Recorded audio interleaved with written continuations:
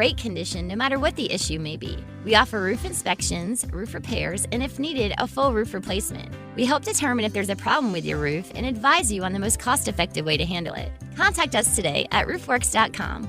That's roofworks.com. Parenting is hard. Technology can make it harder. The Family Media Plan developed by the American Academy of Pediatrics helps make it easier.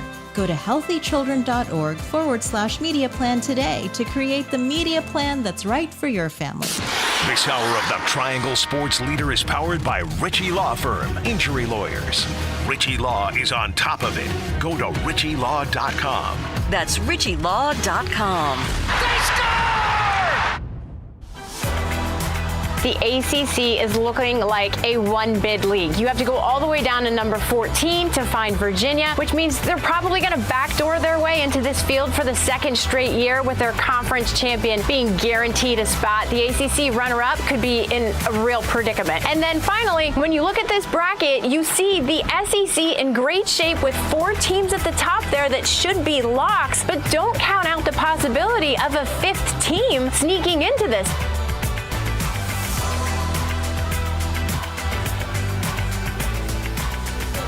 It's the Adam Gold Show. How is everybody? I'm Adam Gold. That's Victoria. I remember you. Yeah, from back. Tuesday's show. Right? I'm here. It's you. Yes, you are. Yes, you are. Apparently, we're already viral from Tuesday's show. I know. Look at that. Funny conversation that we had. And I will have another conversation with Rod Brindamore later today. Yes. Looking forward to the Hurricanes being home for change.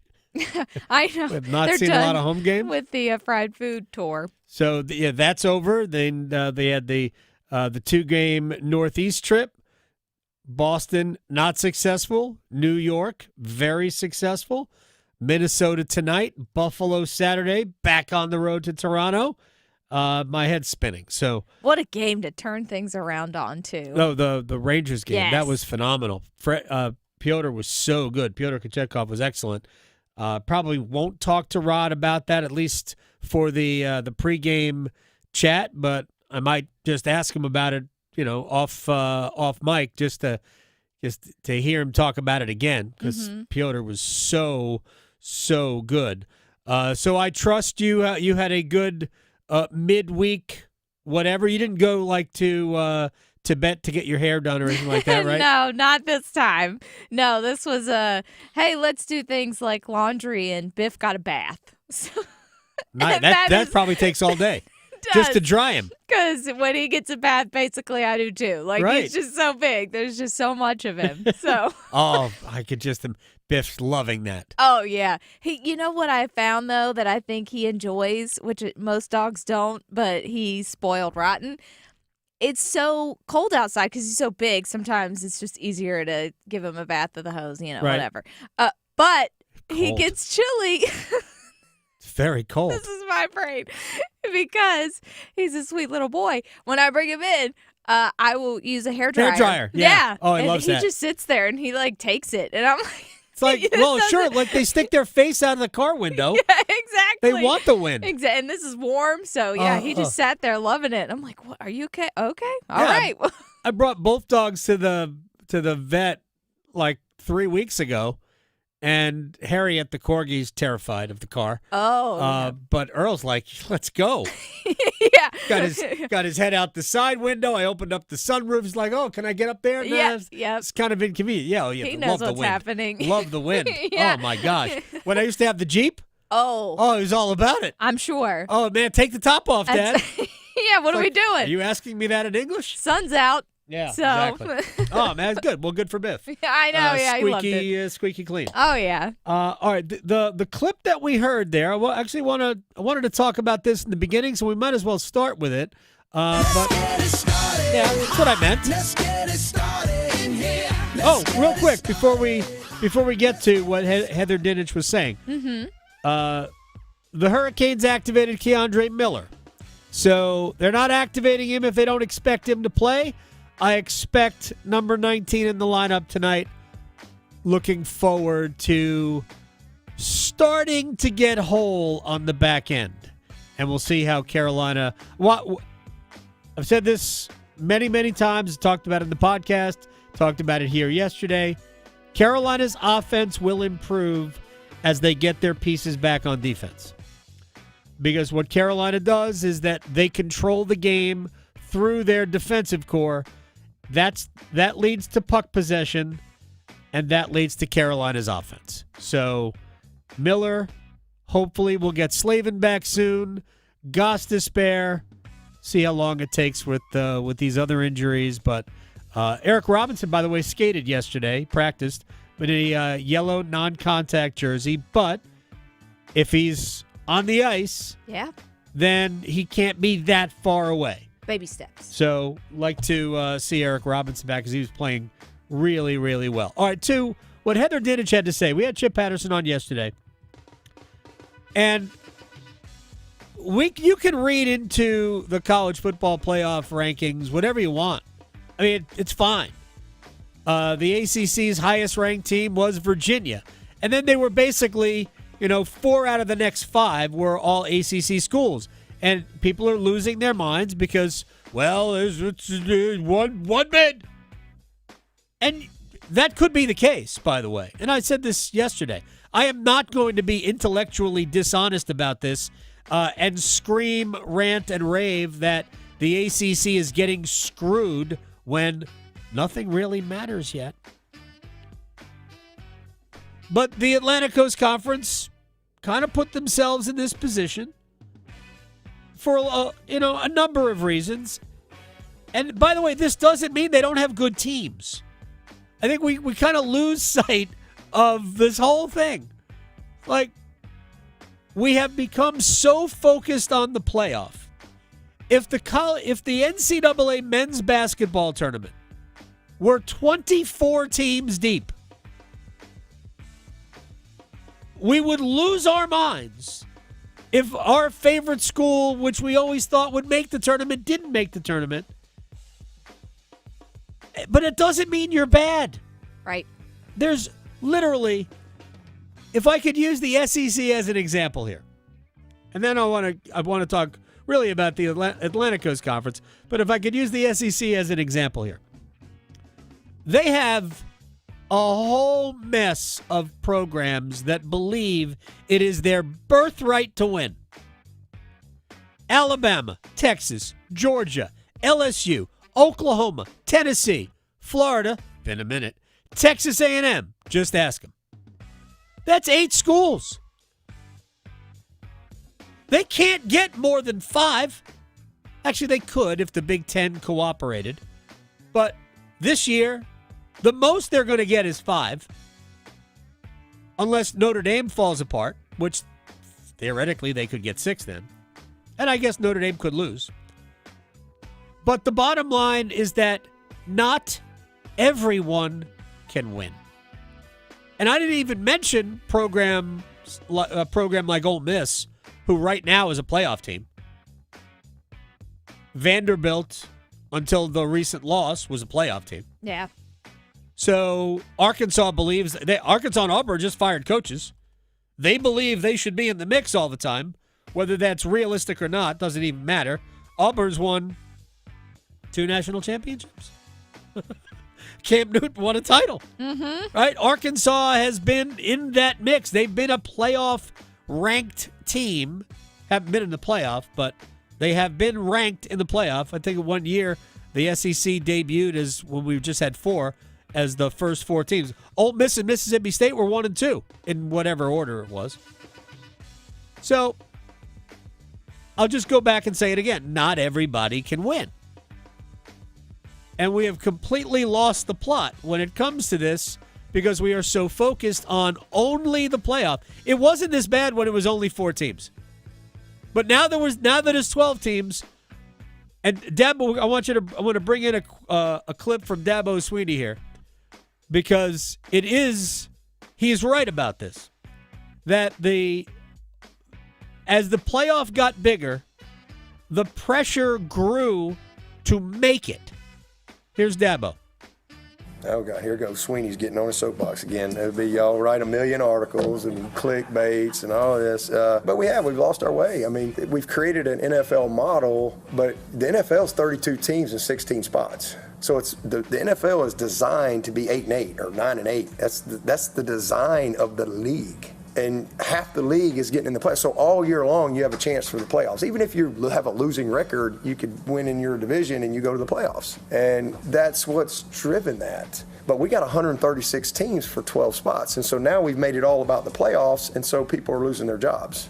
And you got people, even like for us this year, all of a sudden you're out of the playoffs early, so now it's not about your season anymore. For forever and ever and ever, what made college football special was it's about your season. It's about the pageantry of your program. It was about the relationships. It was about getting to a postseason. It was about your rival games, and now it's just all about the playoffs. And that's fine. I mean, if that's what it's going to be, that's fine. But the system is set up. People are going to get fired. All right, first of all, it's 14 teams that make the playoffs in the NFL, not 16. And I'm nitpicking here, and we're not talking about 136 teams for 12 spots. Come on, right? However many teams are in the group of 5, we're talking about 1 spot.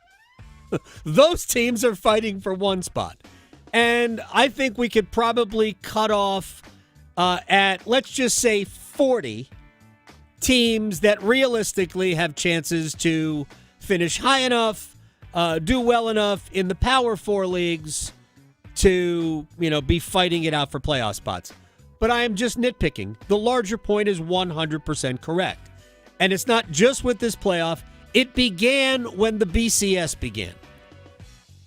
College football, what Dabo Swinney was talking about, the pageantry and your league, and college football went from a regional to a national sport when the BCS was invented, which was invented because of the demands of, in some cases, the media, but just demands of the public at large, the fans who wanted to see the sports champion settled on the field, air quotes. Meanwhile, they used to play games anyway, so we were sort of settling these things on the field, but college football used to be a mythical national champion. It was who finished first in the Associated Press poll, which was just a vote. And sometimes the Associated Press poll, number 1, differed from, it was at one point the UPI, which doesn't exist anymore, but we have the AP, which is a national, maybe international news service, and they had a college football poll. And then there was United Press International, which was the same thing as the AP, just a different organization. They had their own poll, which maybe was different. And then we went, well, that's gone. Now we have a coaches poll because the coaches didn't like the media poll, even though they're freaking the same thing always. It's amazing to me. No, never mind. But it's just dumb. And the two polls are identical. So it's like very, very small differences between the two polls. But that's the way it used to be. That we would decide, not randomly, but it was just a vote. So when we would get to New Year's Day. Remember when New Year's Day really mattered in college football? It was a long time ago. But we get to New Year's Day, there'd be like 4 games. You'd have number 1 versus number 5 in the Orange Bowl, number 3 versus number 6 in the road, like whatever. And then when all the bowl games were done, they'd vote again.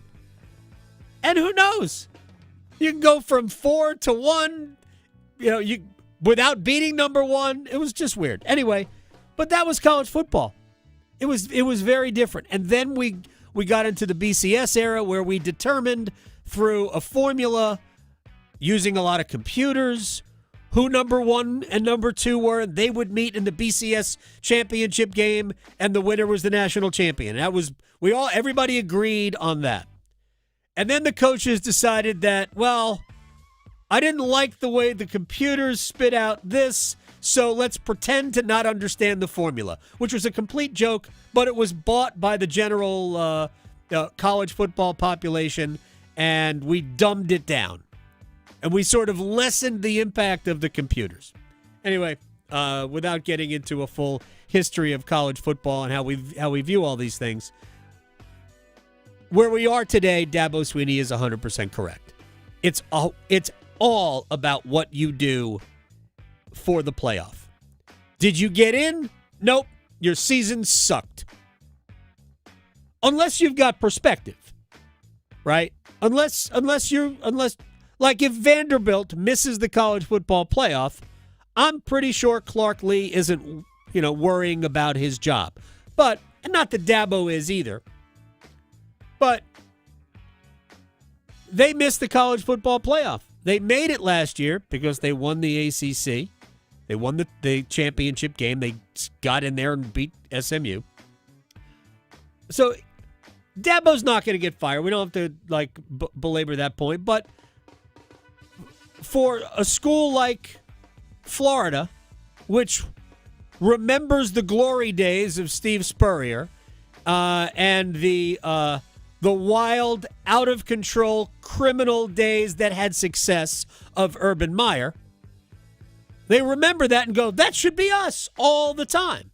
So when Florida continuously misses out, they fire coach after coach after coach after coach. Do I get her? Was it 4 coaches now? Maybe another coach. Since it might be 5 since Urban Meyer. I don't know.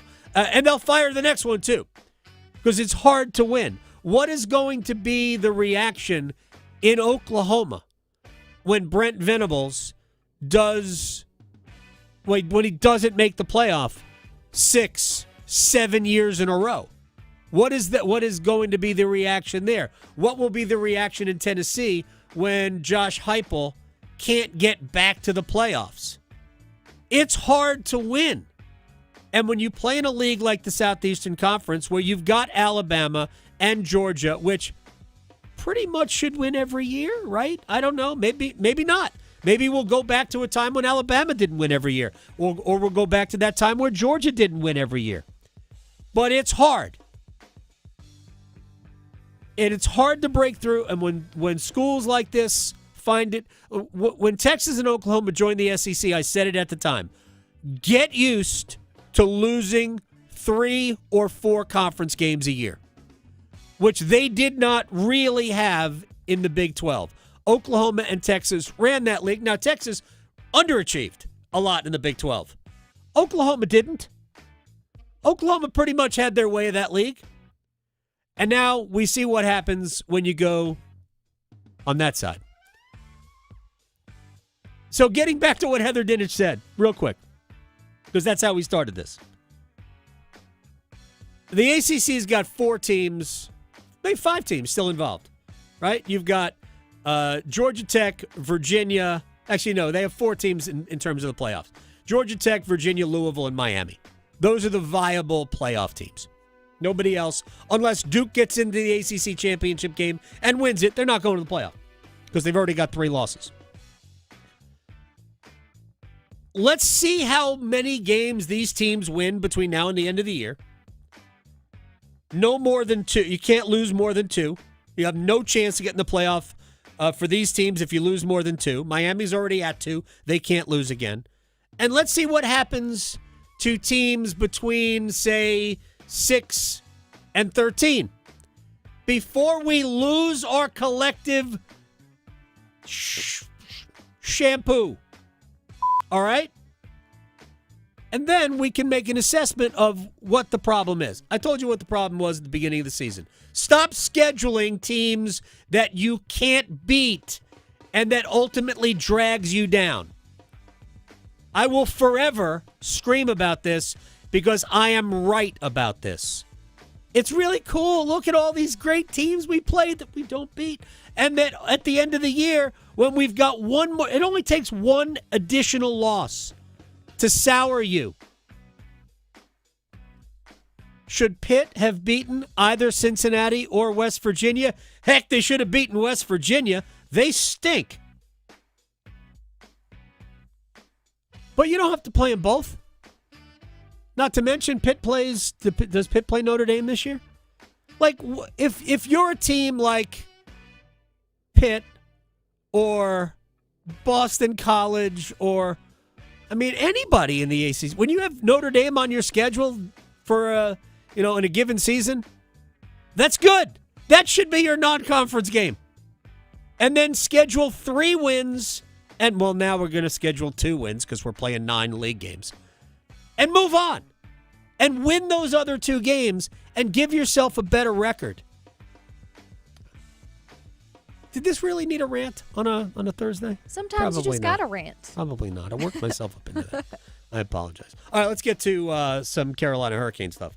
Canes in the Wild tonight.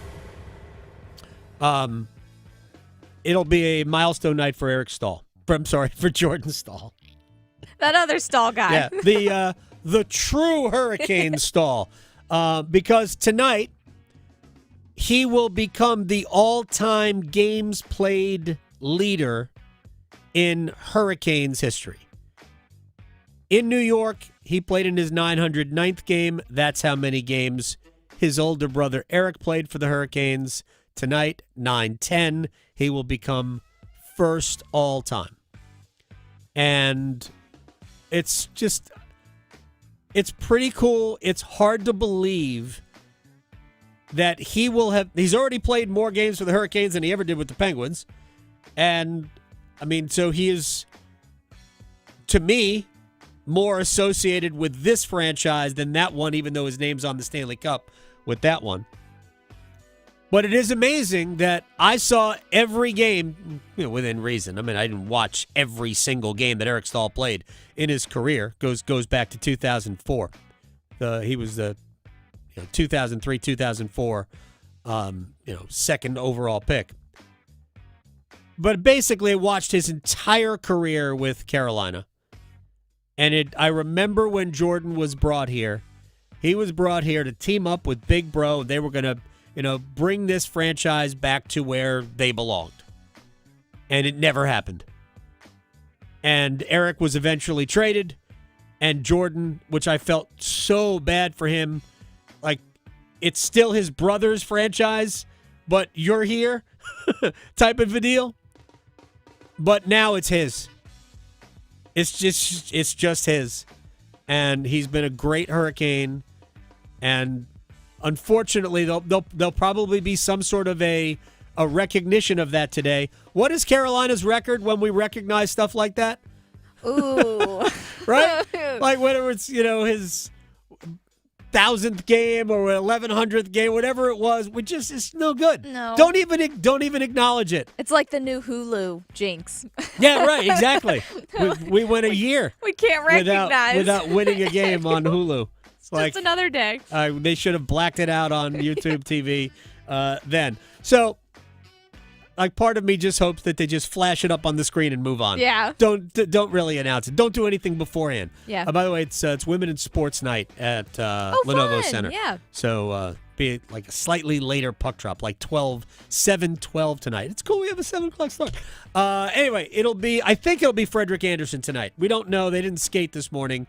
My assumption is it will be Frederick Anderson because, he played Saturday. I can't imagine that they're going to let him go Saturday to Saturday without playing. No offense to Brandon Bussey, but you can, cobwebs can form on you. We can't have cobwebs forming on Frederick Anderson. They debuted new forward lines in New York. Like, they won the game. I ain't going to say the forward lines worked because they didn't really generate much offense. But they did score 2 goals, and those were, 3 with the empty net. And those are 3 more than the Rangers scored. And that's good. And we will get Keandre Miller back tonight. And again, I said this at the very top, if you're just tuning in, with Miller coming back, he was activated off the injured list. I think we're going to start seeing Carolina generate more offense. They really haven't generated a lot. And they didn't generate much against the Rangers. They just scored twice off faceoffs. And they have 2 power play goals, by the way, in their last 6 games. And part of the reason why they haven't drawn a lot of penalties is because they really haven't had the puck like they normally have. And this Carolina Hurricanes hockey is puck possession, and they really haven't possessed it. Certainly not like they would when they were going well. So as you get Miller back and hopefully Slavin and Gostisbehere follow, hopefully we can see more of that puck possession. Carolina's got to get healthy before they can really get to their game. Minnesota has been a defensive mess. Mm-hmm. They are giving up a lot of goals. Last year, they didn't score a ton, but they didn't give up a ton either. And this year, their offense is about the same. The defense isn't.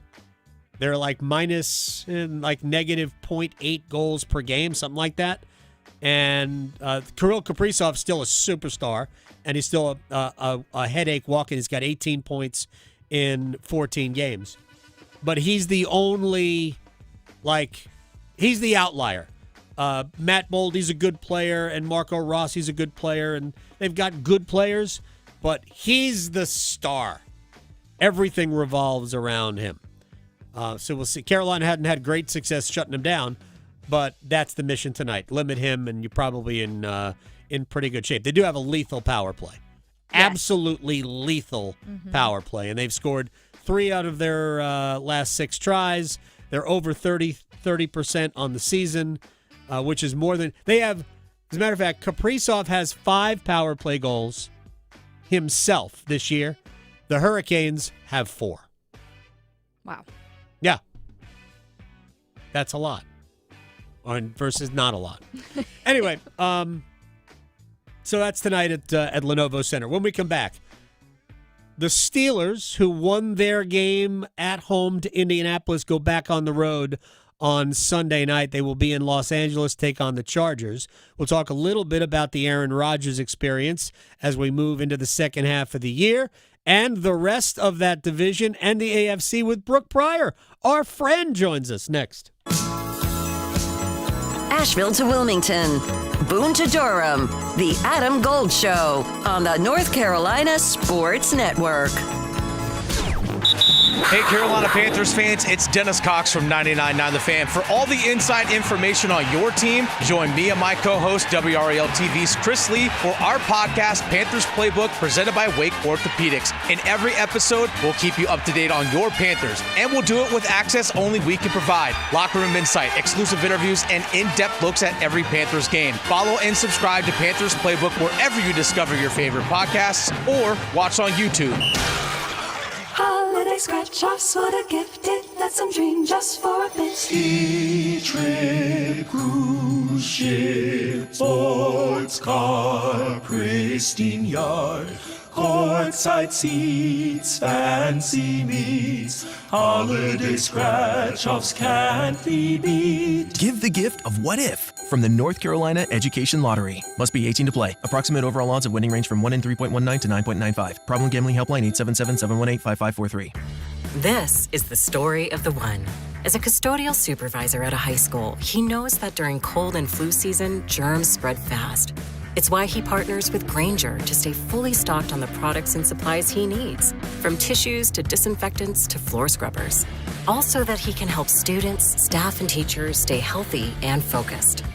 Call 1-800-GRAINGER, click Grainger.com, or just stop by. Grainger, for the ones who get it done. Parenting is hard. Technology can make it harder. The Family Media Plan developed by the American Academy of Pediatrics helps make it easier. Go to healthychildren.org/media plan today to create the media plan that's right for your family. Wesley Financial Group is not a law firm, and Chuck McDowell, definitely not an attorney. This is Chuck. Do you feel stupid for buying a timeshare? Don't. It's not your fault. You were most likely told you could rent it, and it was a great financial investment. And the deal was available today only. If this happened to you, contact your resort or Wesley Financial Group for help today. Call Wesley now for your free exit information kit. 800-294-3311. 800-294-3311. Here's Brandon with Parkway Sleep Centers. Tired of waiting for a sleep treatment? At other sleep centers, it can take 6 to 8 months just to get an appointment and cost you thousands more. Not Parkway Sleep Health Centers. We schedule you within weeks and we'll save you money too. We have over 20 years of experience serving the Triangle. Let our expert team help you sleep better sooner. End your sleep problems. Live your best life. Experience the Parkway Sleep difference. Visit parkwaysleep.com and start your journey to better sleep today. Parkway Sleep Health Centers. Sound sleep Sound health. This sports report is brought to you by Bet365. When it comes to sportsbooks, Bet365 has it all. Download the app today and see why it's never ordinary at Bet365. Gambling problem? Call 1-877-718-5543 or visit morethanagame.nc.gov. 21 plus only. Must be located in North Carolina. It's football season, and let's be honest, your living room doesn't have award-winning wings, a massive beer selection, and over 50 TVs. Carolina Ale House does. We were recently voted one of USA Today's 10 best sports bars, and we need you to help us celebrate. Come get in on this legendary game day experience. Bring your crew, bring your appetite, and get loud with us. Don't fumble your game day plans. Come watch the games at Carolina Ale House. Ale yeah. How was your drive to school? Let me tell you, I had to get my iced coffee first. I just can't seem to put it down. My favorite rapper just announced a tour. My phone was buzzing like crazy. I'm so excited. I had to text all my friends right then to talk about it. Then, someone started calling me and... Let's try that again. I turned my phone off right away. I never drive distracted. Visit StopTextStopWrecks.org. A message brought to you by the National Highway Traffic Safety Administration, Project Yellow Light, and the Ad Council. This is Adam Gold. So Mike Vrabel, the coach of the New England Patriots, they asked him about birthday cake, and he said there was only one cake qualified for his birthday cake. Oh. Yes. Okay. Do you want to guess what that is? Is it vanilla? No. Oh. Carrot. I love him even more. The Adam Gold Show.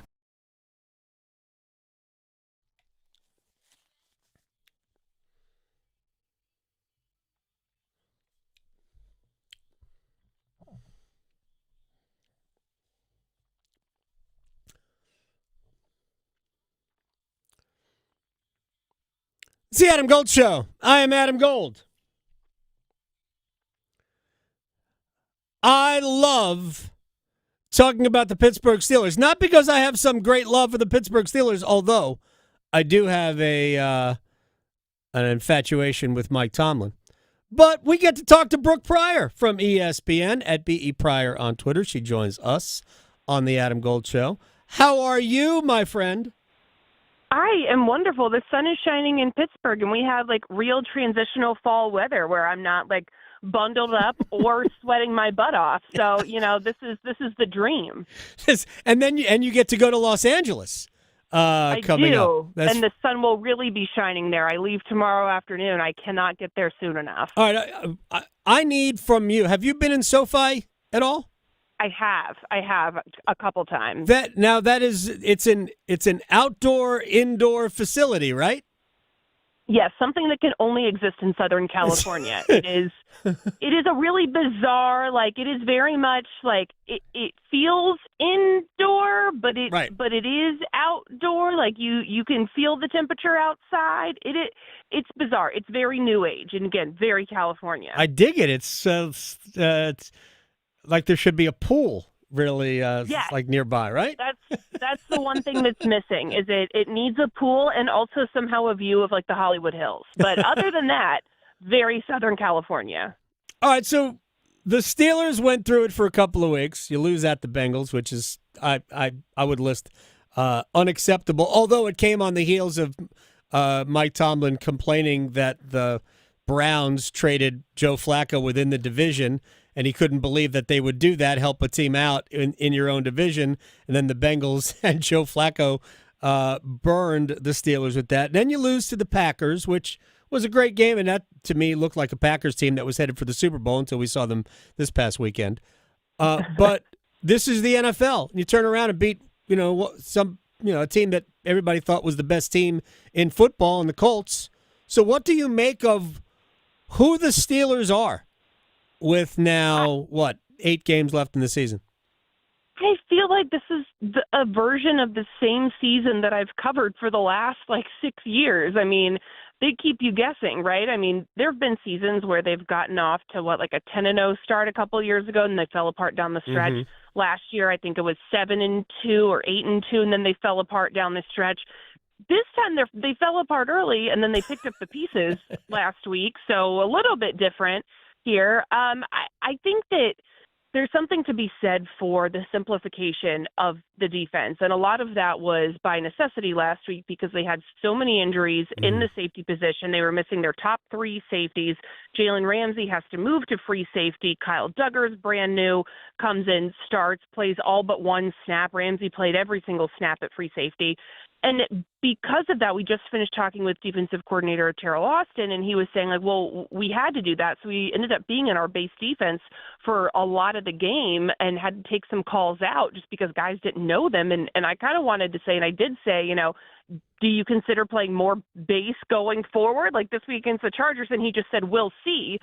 But I think that they should. It kind of feels like some of the things that were happening earlier, some of the defensive busts, were a byproduct of a stale system that guys like Joe Flacco have seen for years and they are familiar with. And also the Steelers were trying to do too much. They were trying to rotate guys and sometimes man, sometimes zone. They preferred to be in more man, but they just don't have the athletes to do those man matchups. Some of the guys, you see on paper, Jalen Ramsey and Darius Slay, they should be great in man.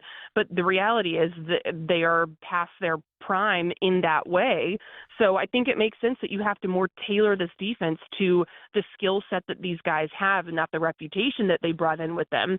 So I think that helped a lot. And then offensively, I mean, this is a team that Aaron Rodgers is bought into. He's bought into Arthur Smith's system. He's okay not having a ton of air yards per attempt, and he's not trying to force the ball down the field. He's taking what he can get. He's spreading the ball around. It's a really unselfish group of pass catchers. They've targeted 8 or 9 guys in the last couple of weeks every game. So doing that, I mean, it feels like that's the recipe going forward. If everybody can stay on the same page, then yeah, I mean, I think that this is a playoff team. I think they've got to worry about the Ravens taking advantage of some of their stumbles and those matchups later on this season. But I think that this is the way that this team has success. Brooke Pryor is joining us here on the Adam Gold Show. You say Rodgers has accepted the way the offense is. At his age, he probably has no choice. I mean, we've seen him. Sometimes he looks like, I just remember watching. Well, I guess it really wasn't the Packers game because that was a Jordan Love show.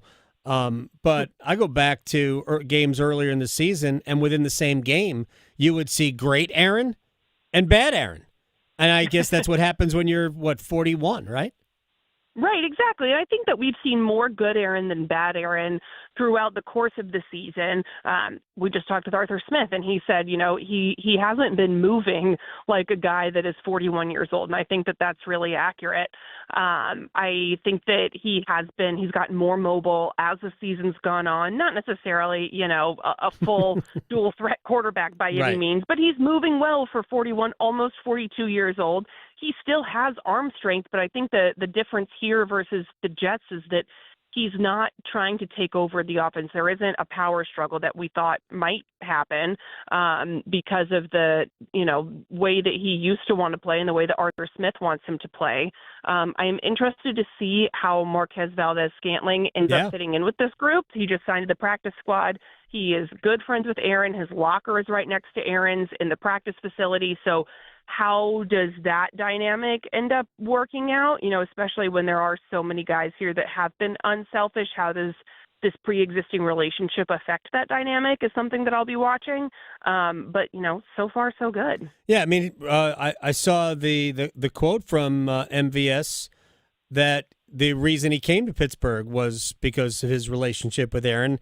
Is this the next, Devontae Adams? That didn't work out in New York, by the way. Valdes-Scantling would like that. Yeah, I mean, I do think it's interesting though because it's a different situation. He's a practice squad guy. Granted, he can be elevated 3 times before they have to make a decision about active roster. And I don't necessarily think that it's going to be, this is the start of GM Aaron Rodgers, but it is, something worth monitoring. And Rodgers and everyone has kind of said, bringing in MVS diminished their need or reduced their need to make a big move at the trade deadline to bring in a wide receiver, because the other part is they they are more all in on the 2026 draft than they are about trying to win a Super Bowl this year. I think that this was their lack of movement kind of signaled to me that they're aware that anything they get this season is gravy, that this is a team in a rebuild, even though they brought in a guy like Aaron Rodgers. This is still a team in transition. All right. Let me ask you about his former team that rocked everybody by trading Sauce Gardner to the Colts for 2 first-round picks, Quinnen Williams to the Cowboys for a second and a first the following year. They get players back in the trade as well. How is this being received around the league? I mean, I think there's a lot of surprise because the midseason trade deadline has not typically been a super active time in the league, and then the Jets just decided to hold an estate sale and just give the whole house away, is what it felt like, although I was told they were never making Garrett Wilson available. Teams were aware that that was not going to happen. I mean, I think it was smart for the Jets to acquire all of that draft capital, but at the same time, it's only smart if you can then turn that into difference makers in your franchise. I mean, the Jets, once again, need to draft a franchise quarterback, and they have struck out the last 2 times they've tried. So something's got to change in their talent evaluation process. Is it ownership? Is it the GM? Is it the coach?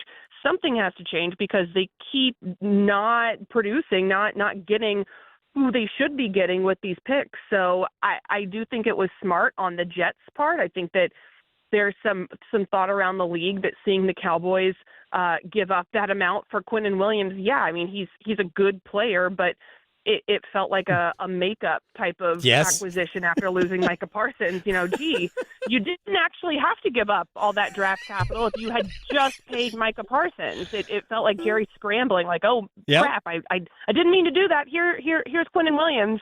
And then as far as the Colts and Sauce Gardner, that tells me the Colts are serious, that they think that they can win a Super Bowl this year, and they're trying to capitalize on Daniel Jones being as hot as he's been. Yeah, and they get Gardner's under contract, and the contract's actually friendly for the team. They could move on in a couple of years if it's not working out, or if it's working out, they can restructure the deal to even make it better.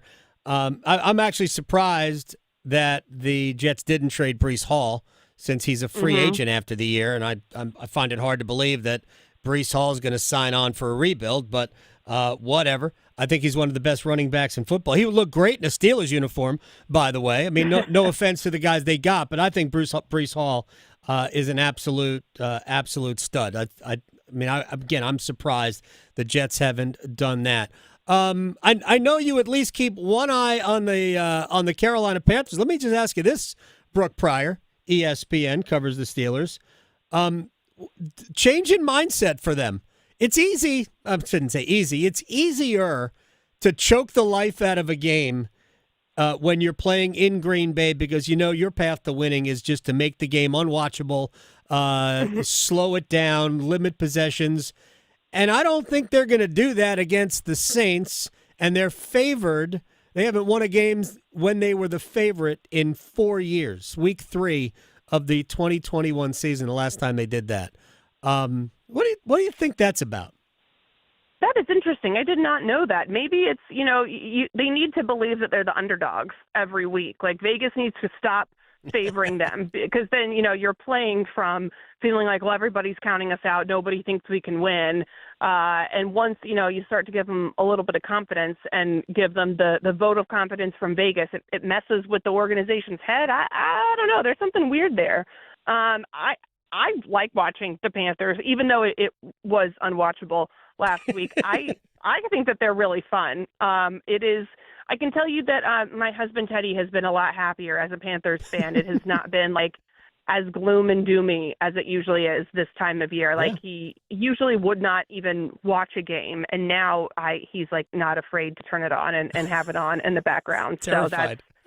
Yeah, right. Yeah, there's been a lot of like, if I don't watch it, it's not happening and it can't hurt me going on. So he has not been harmed by it this year. A lot of my friends who are Panthers fans have not been as harmed by watching the team as in other years. I mean, yeah, when expectations get lowered and you're just looking for progress, and we've seen progress. They've won 4 in a row.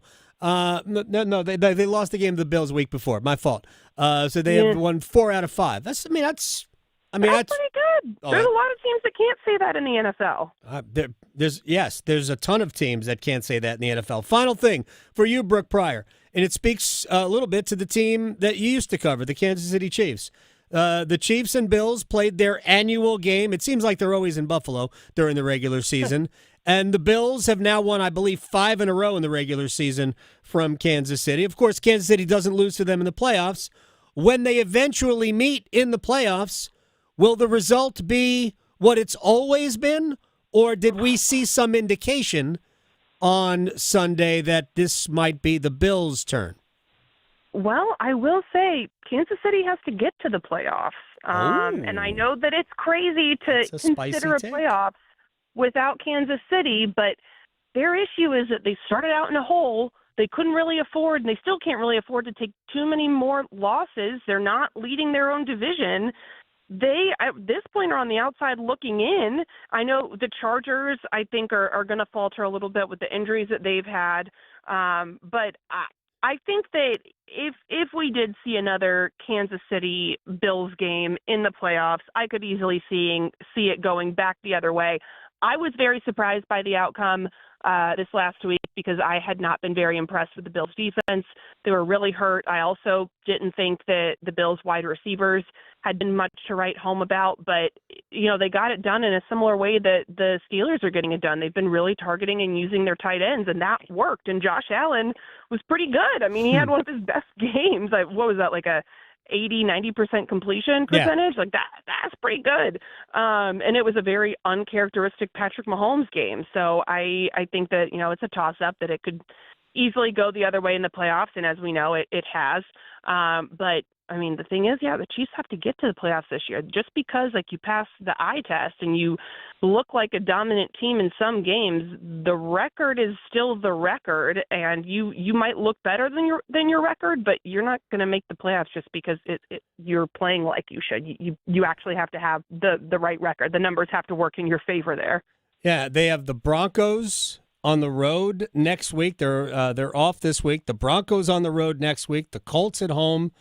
The Cowboys, and by the way, should just point out, Dallas is dealing with something you don't want any team to deal with, the apparent suicide of one of their players, which is absolutely unbelievable. I mean, guy just scored a touchdown the other day, and things went sideways personally. But their schedule, Kansas City's schedule coming up, is not easy. So. I mean, they could. You are right. They still have to make the playoffs. That would be one of the great upsets. Patrick Mahomes has never missed the AFC Championship game, let alone the playoffs. Brooke Pryor, this is like every time we speak, it's like our version of the AFC Championship game. I thank you very much. Enjoy indoor-outdoor SoFi. Oh, thank you. I cannot wait. The palm trees, the Southern California sun, everything. Maybe I'll get sunburned and get a little color back in my cheeks. That'd be great. Sunburn, SPF 50. We'll see. We'll see. All right. Living dangerously, Brooke Pryor. Thank you very much here on the Adam Gold Show. All right, when we come back, one-timers next.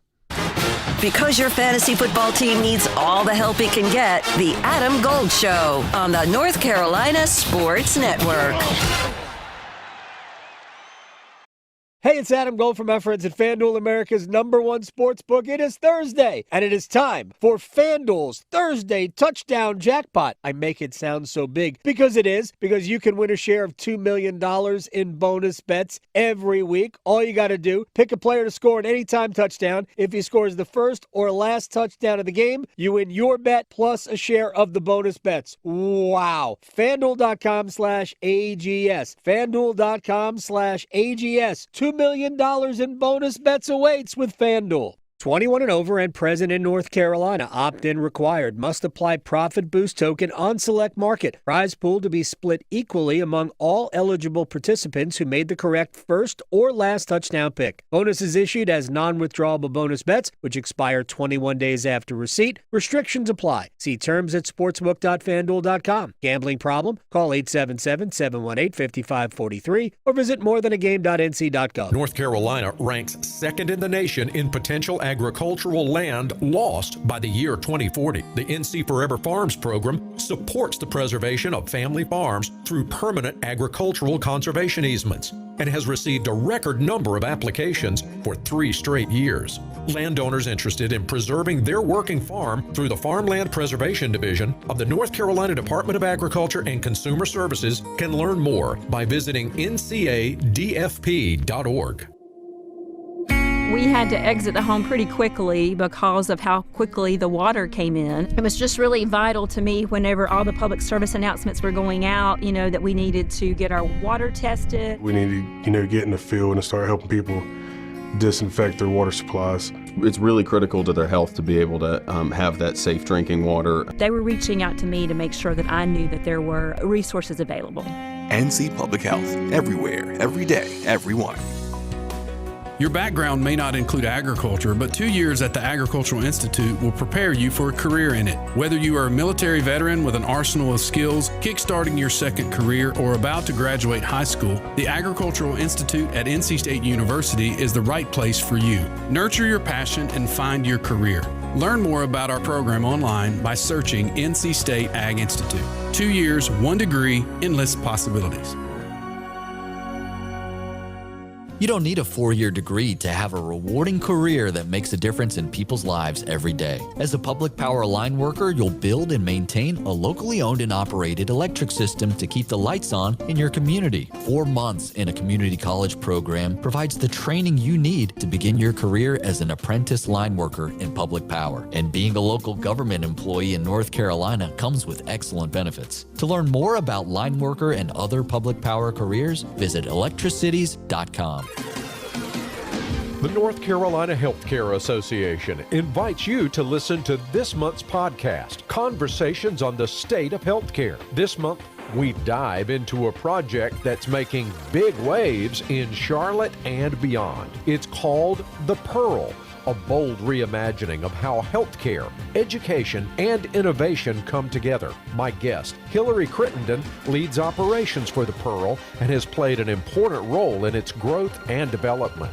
The Pearl is an innovation district. We brought together medical education, cutting-edge research, and really big and small players in the healthcare space who are advancing science in a really interesting way, all together in one place. You can learn more and join our latest Conversations on the State of Healthcare wherever you listen to your favorite podcasts, and find out more by visiting nchealthcare.org. One Adam Gold. One Adam Gold. Person in front of me in line had a box of wine. Oh, yeah. I feel that person. If you are buying boxed wine on a Friday, that thing is open right now. In the car. Yeah. I don't even need it to cool down. She jammed a big straw right through the top of the box yeah. in Went the car. to the gas station to get a cup of ice. Like, they don't even care. The Adam Gold Show.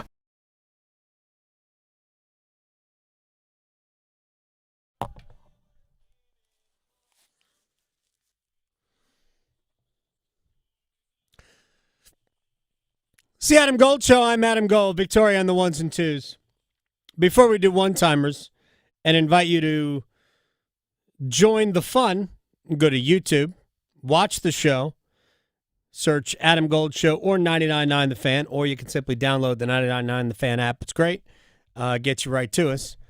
And you can type your question in the little chat box right there and ask your question there, if not on Twitter. Marshawn Nealand, Cowboys defensive lineman, apparently took his own life today.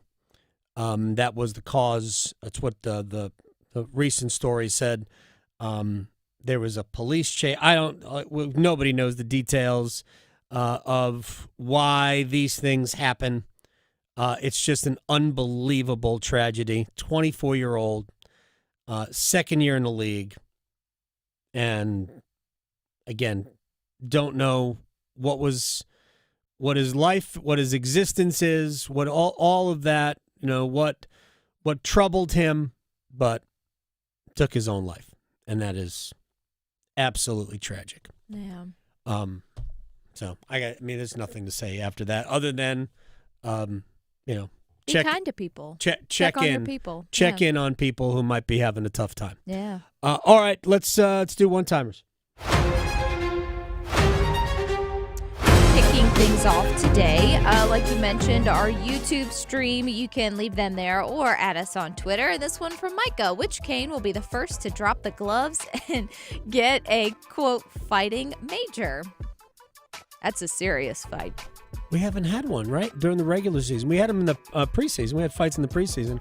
I had to guess it'd be Miller as soon as he's healthy again. No, I don't think Miller is that guy. First Hurricane with a fighting major this year will be Logan Stankoven. What? Okay. I don't know. Probably not. Okay. Probably not. I can't think of anybody. Stormy. Probably the same chance of that. Yeah. Look, the Hurricanes just don't get many. Honestly, among the players who are currently active, I would say, maybe Jordan Martinook is the most likely candidate. But I'm sure if I talked to Jordan, he would go, "No, I ain't gonna fight. I got kids. No. I'm handsome." Takes longer to recover as you get older. At my age, nah, man. I'll just challenge somebody to a game of checkers. Yeah, exactly. Oh, Mike on here, he said KK or Nikishin. I could see. Yeah, it could be KK. Yeah. KK did it at the start of the Buffalo game. He a couple years ignited last year. us, So for that.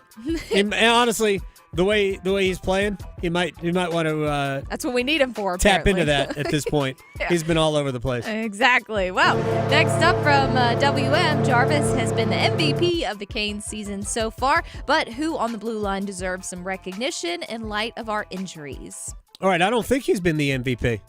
I think Sean Walker has been the MVP of this team this year.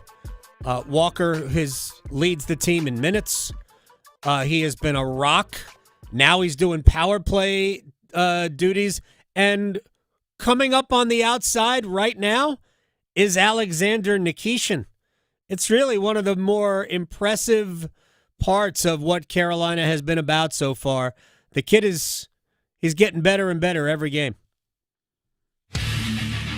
Delivering more hits than the Canes forecheck. He scores! The Adam Gold Show on the North Carolina Sports Network.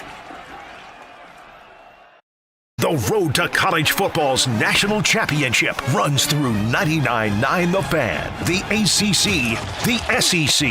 The biggest matchups will be found here. Scott sprints 20. Duke Scott 10. Touchdown. Deal sealer Duke Scott. NC State's going to upset 8th-ranked Georgia Tech, and Carter Finley loses its mind.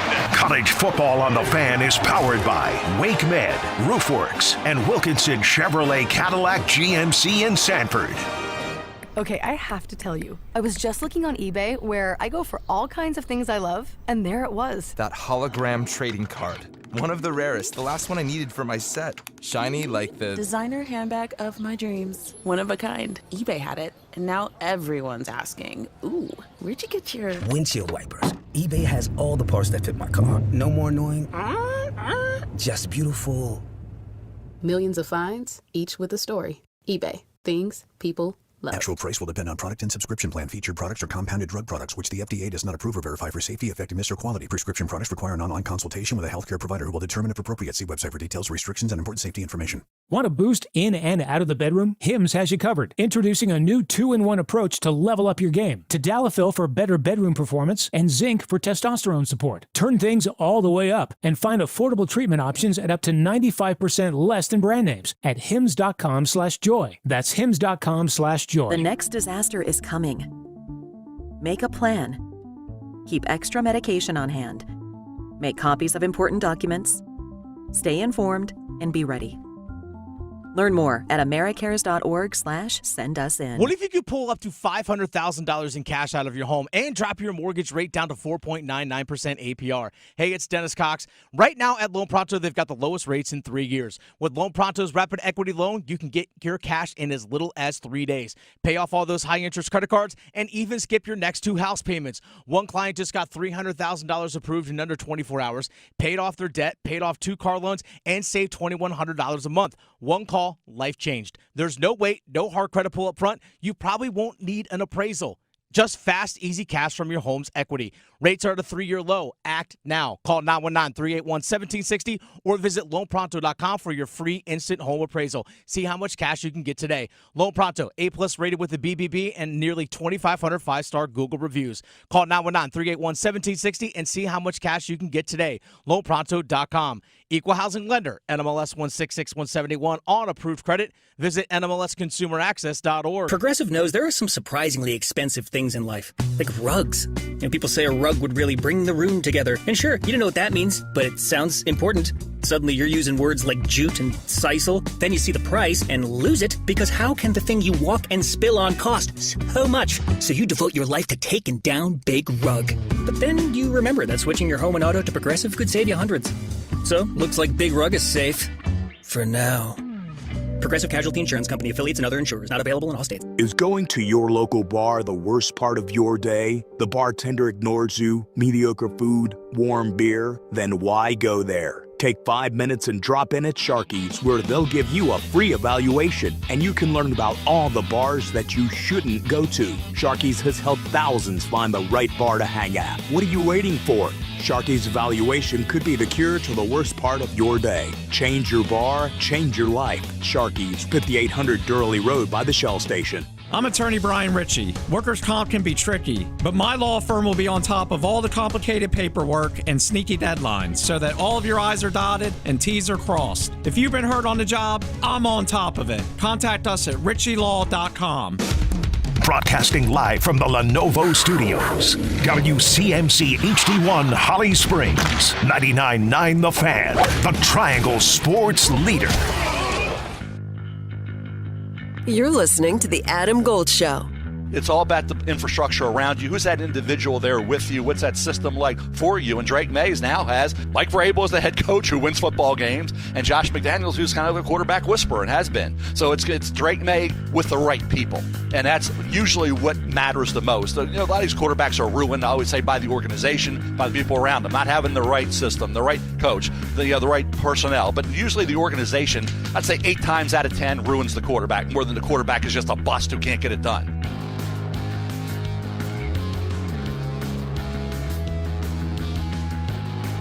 Facts from Mel Kiper Jr. It's an ongoing rant of mine.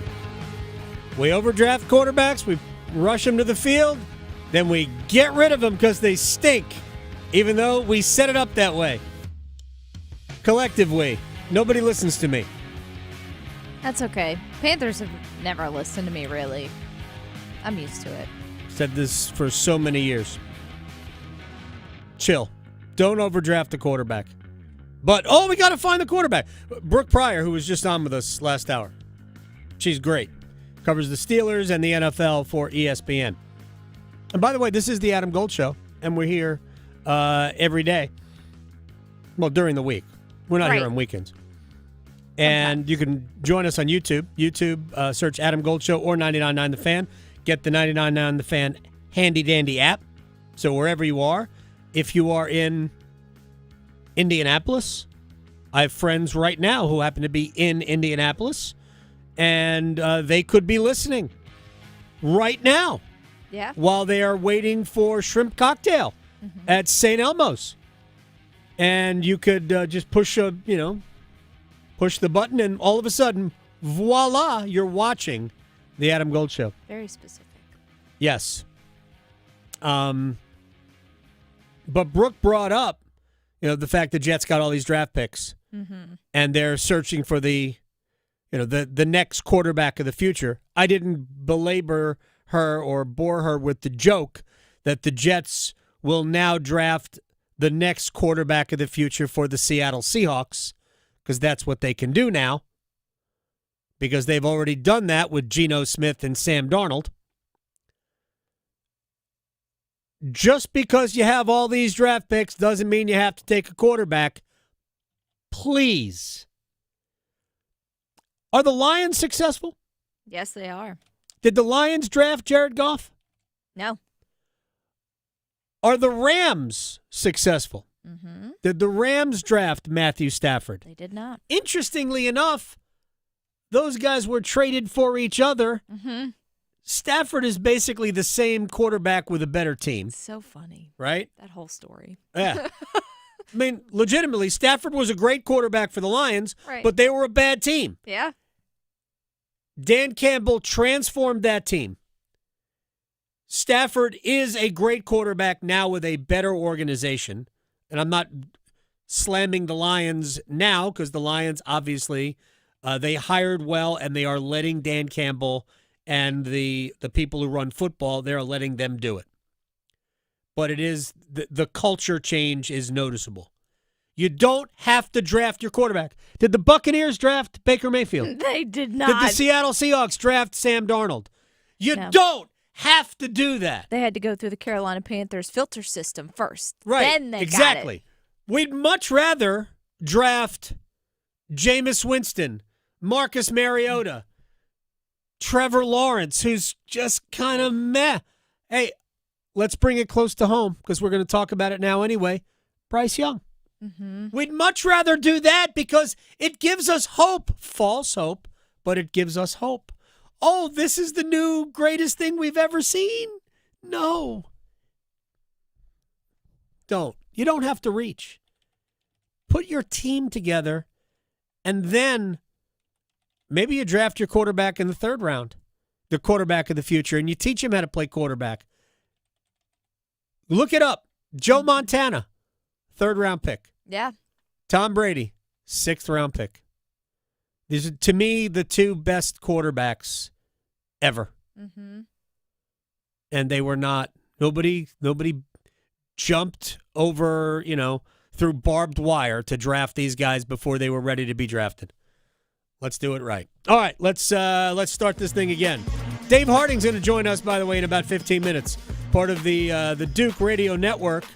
Blue Devils with just an incredible win at Clemson. And now they've got to somehow dial it back up and play at UConn. And they're no joke. UConn is not going to be an easy game for the Blue Devils to win. And Duke is still, even though this game really doesn't matter for Duke, it's the next three that do.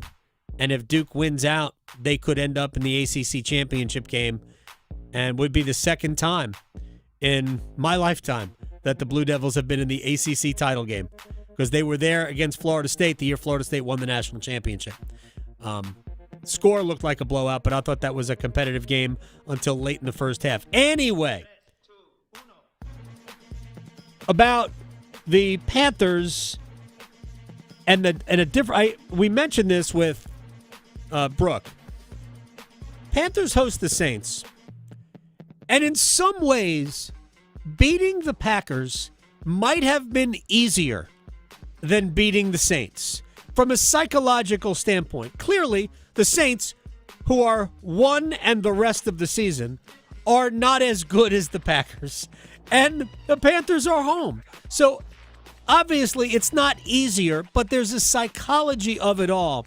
When you have no expectations and you're going up there and your game plan is to make the game boring, is to not really push the ball down the field, to just kind of do the least amount you can do, slow the game down, drain the clock, snap it with 1 or 2, and fewer possessions. Like the Panthers, I think, ran like 55 plays in the entire game. It's like 3/4 of a football game. Yes. But that was the game plan. It was enough. They slowed it down, and they frustrated Green Bay. That is not going to be the game plan against the Saints. Now, the Saints might employ that against Carolina, but that's not going to be the game plan. Now, you have the pressure of being the favorite. You got to go out, and you got to prove that last week, not that it wasn't a fluke, but that you deserve to be where you are at 5-4. Yeah, it wasn't more the Packers slacking off and you winning. It's you actually being good. And they were very good. Here's Right. Bryce Young on last week, and now where they are. Yeah, I mean, it was, again, we have a ton of respect for them, for, for being able to win an environment like that. It's great. But, we all have confidence in each other. We've had confidence in each other. That's not something that's new. And, again, in this league, you're not going to, looking back is only going to get you beat. We have to turn our focus to this week. Right now, we have the biggest game of the year because it's the one we have this week. Coach always says that. So there's never a lack of confidence. We all trust each other. We all believe in each other. And now it's just about this week. So that is a coaching, staple. Getting your players to forget what they just did. And honestly, that's in every sport. What you did yesterday cannot help today. All the work you did yesterday, it doesn't carry over. They don't start 10-0 up on the Saints. It's just not the way it works. You got to go do it again. And teams that know how to win don't have as big a problem doing that. But this is new. This is new territory for them. Here's the other element, because I still hear it. The Bryce Young had, 110 yards passing, if that? Right. Right? They didn't have to throw it. No, Rico. But Bryce made some good throws when they needed him to make good throws on the final drive. Remember, it was tied. There was no guarantee that they were going to move into field goal range and win a game. Yeah. So he had to do a couple of good things, even though they were still running the ball, because that is the way they're going to win, and that's the way they're going to beat the Saints. So there is a question as to whether or not the Panthers are 5-4 in spite of their quarterback. Here's Bryce. All I care about is the team winning. Again, there's been wins, there's been losses as a team. That's all I'm concerned about. And again, that's in the past. Right now, concerned about going 1-0 this week. So he's got one game this year in which he threw for over 200 yards. One. That was the game at Arizona. Wow. Right? Because all of that happened late. They were down by $1 billion. Yeah. And all of a sudden, Arizona was like, no, here, you take it. Arizona tried to lose. Mm-hmm. Carolina said, no, thank you. Mm-hmm. Very politely said, no, thank you. Mm-hmm. Here's Teteroa McMillan on Bryce and everything else. The leader of your offense is in a good state. He's calm, he's collected. He's built for moments like that. Then everybody's energy just feeds off of his. So just being able to reciprocate, Bryce's energy and everybody else's is, that's super important, especially in, game-winning drives like that. Bryce has always been at his best at the end of games. I don't know what to make of that other than he's comfortable in that situation. Yeah. He's played in a lot of big games in his career, and when the game gets late and it's on the line, look, he's simply done his best work.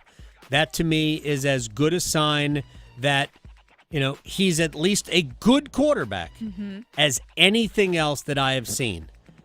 He still does some things that make you go, why? Yeah. Holds the ball a little bit too long. Although, he's only been sacked 6 times in the last 4 games. Right. Something like that. Not as much as others. Right. It's true. So, look, this is a game that the Panthers should win. Yeah. Well, and that's good he's getting more comfortable, too. I'm sure it takes a minute to shake it off after the last couple of seasons, so. They haven't had. As long as he doesn't talk about seeing ghosts. Look, the guy who saw ghosts is a pretty good quarterback. I right know. now. Although So, he has shaky moments. The ghosts do come out. He absolutely does. But that's everybody. They all do. Yeah. There's NFL's tough. Josh Allen has shaky moments. Mm-hmm. Patrick Mahomes has shaky moments. He has fewer than most. But, look, Mahomes is, he's not one of one. Maybe he is. But Mahomes and Allen and Lamar Jackson, when he's healthy, those are the 3. Yeah. Absolute. These guys can just wreck you by themselves. Especially like last season, Josh Allen had a lot of turnovers, but with him, he was able to make up for it by scoring touchdowns basically by himself. But those are little stats that people may not realize. He's an incredible he's a beast. player. So, all right, when we come back, Dave Harding, speaking of a beast, Dave Harding, part of the Duke Radio Network, on the 46-45 win in Clemson. And is Duke still a threat? Next. Asheville to Wilmington, Boone to Durham, The Adam Gold Show on the North Carolina Sports Network. Get crazy, Canes fans. It's hockey night in Carolina. It's your Canes and Minnesota. Centering attempt out in front. Kochetkov makes the save as jumping into the zone was Fox. What a save. Storm Watch with Adam Gold at 6:30. Puck drop at 7. They score! Nikolai Ehlers! His first goal with the Carolina Hurricanes. On your official audio home of Hurricanes hockey, 99.9 The Fan.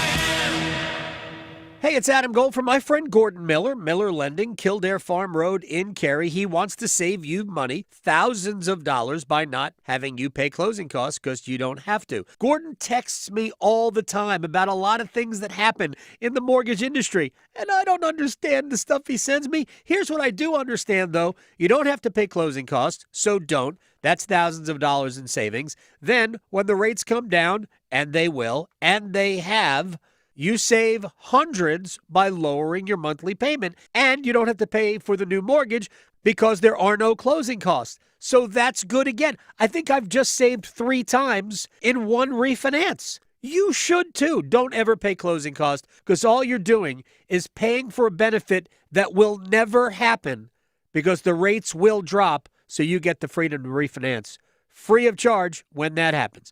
Miller Lending on Kildare Farm Road in Cary, an equal housing lender, NMLS ID 250-2146. If you're 55 or older and into that whole saving money thing, T-Mobile has an exclusive phone and internet bundle just for you. Right now, get 2 unlimited phone lines plus 5G home internet for just $30 each per month with autopay, plus taxes and fees. And with 5G home internet, setup is easy with just 1 cord and no technician needed, which is great if you're also into that whole keeping it simple thing. Switch now and experience the best mobile network in the U.S. Visit your local store to start saving. T-Mobile, it's better over here. Based on analysis by Ookla of speed test intelligence data Q4 2024 to Q1 2025, Ookla trademarks used under license. Unlimited on our network. Customers on voice plan may notice speeds lower than other customers and further reduction if using more than 50 gigs a month due to data prioritization. Video streams and SD on this plan. Home internet pricing after $20 and monthly bill credit plus $5 per line without autopay. Debit or bank account required. See 5G device coverage and access details at T-Mobile.com. It's Bo time. Fumble in the food on game day? Rookie move. But you know Bo can make your tailgate a winner, breakfast, lunch, or dinner. Because the Carolina Legend has everything you're craving. We're talking crispy, juicy chicken loaded with real Southern flavor, fluffy scratch-made buttermilk biscuits, and all the fixins to feed your whole crew faster than you can say touchdown. Be the MVP this season and let Bojangles do the cooking. Order your tailgate today. It's Bo time. Planning a tailgate? Then it's Bo time. Bojangles has everything you need for the perfect tailgate, no matter how many fans you're trying to feed. There's the original tailgate, the super tailgate, and for a really big crowd, the jumbo tailgate special. And if you like your chicken off the bone, choose the Supreme's tailgate special that includes 12 perfectly seasoned tenderloin fillets. So grab the tickets, get that Bojangles tailgate special, and go. It's Bo time. Holiday scratch-offs, what a gift it lets them dream just for a bit. Ski trip, cruise ship, sports car, pristine yard, courtside seats, fancy meats, holiday scratch-offs can't be beat. Give the gift of what if from the North Carolina Education Lottery. Must be 18 to play. Approximate overall odds of winning range from 1 in 3.19 to 9.95. Problem gambling helpline 877-718-5543. This is Adam Gold. 80-second mark, I scream in the booth. I screamed in the booth. Why the heck is he still on the ice? Did you say it in Finnish? I should have. Yes. No, he wouldn't. He curses in English. He does. All right, 2 seconds later, he scored. Yes. And I went, oh, that's why. That's why. The Adam Gold Show.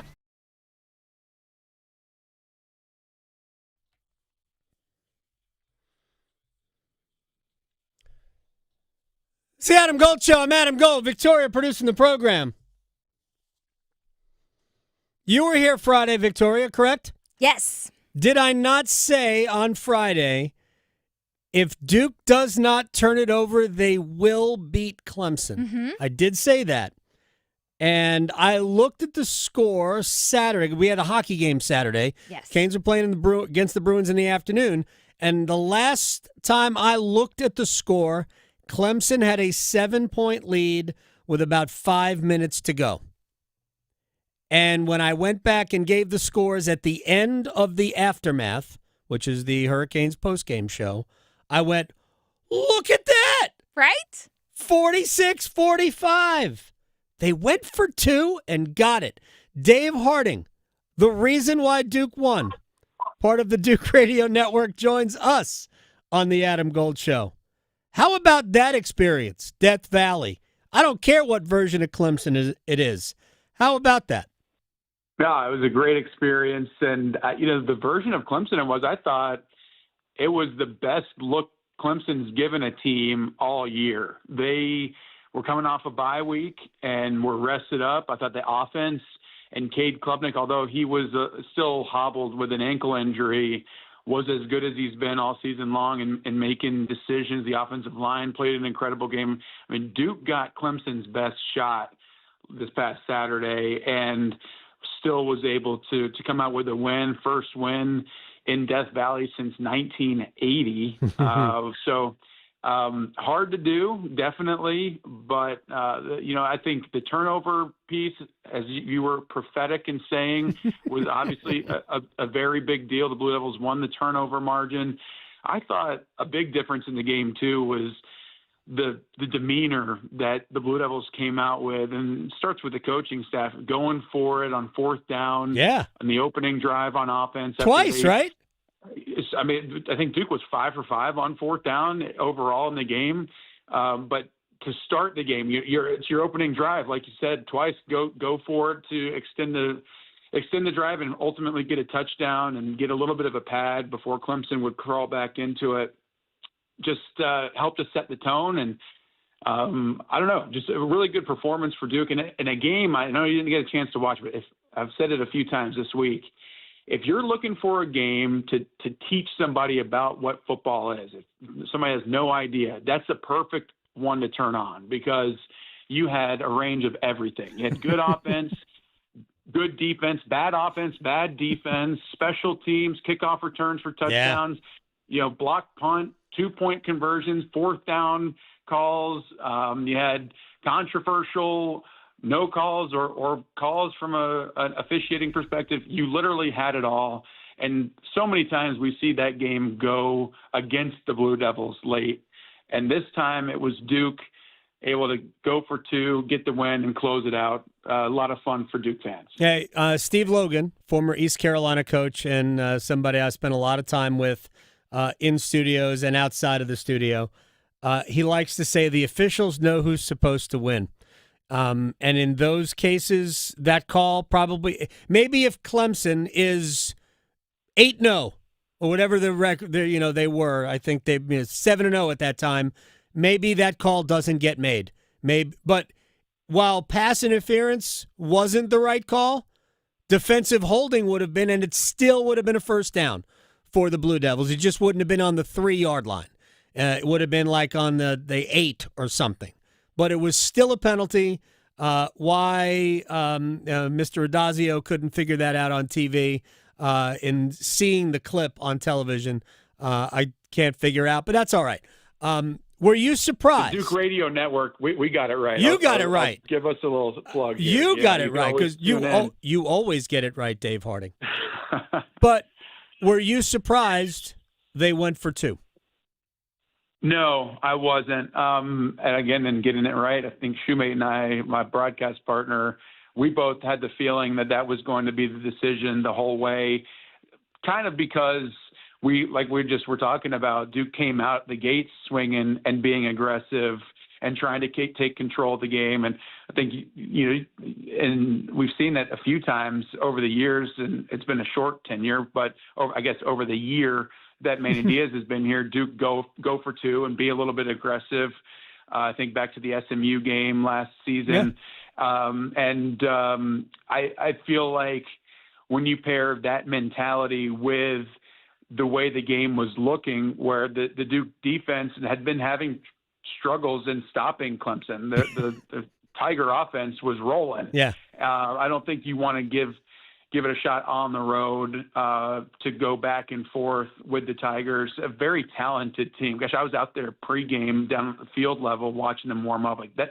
There is not another ACC team that looks anything like the Tigers. And I get the results on the field have been different this year, but they are built differently than any other group that we see all season long.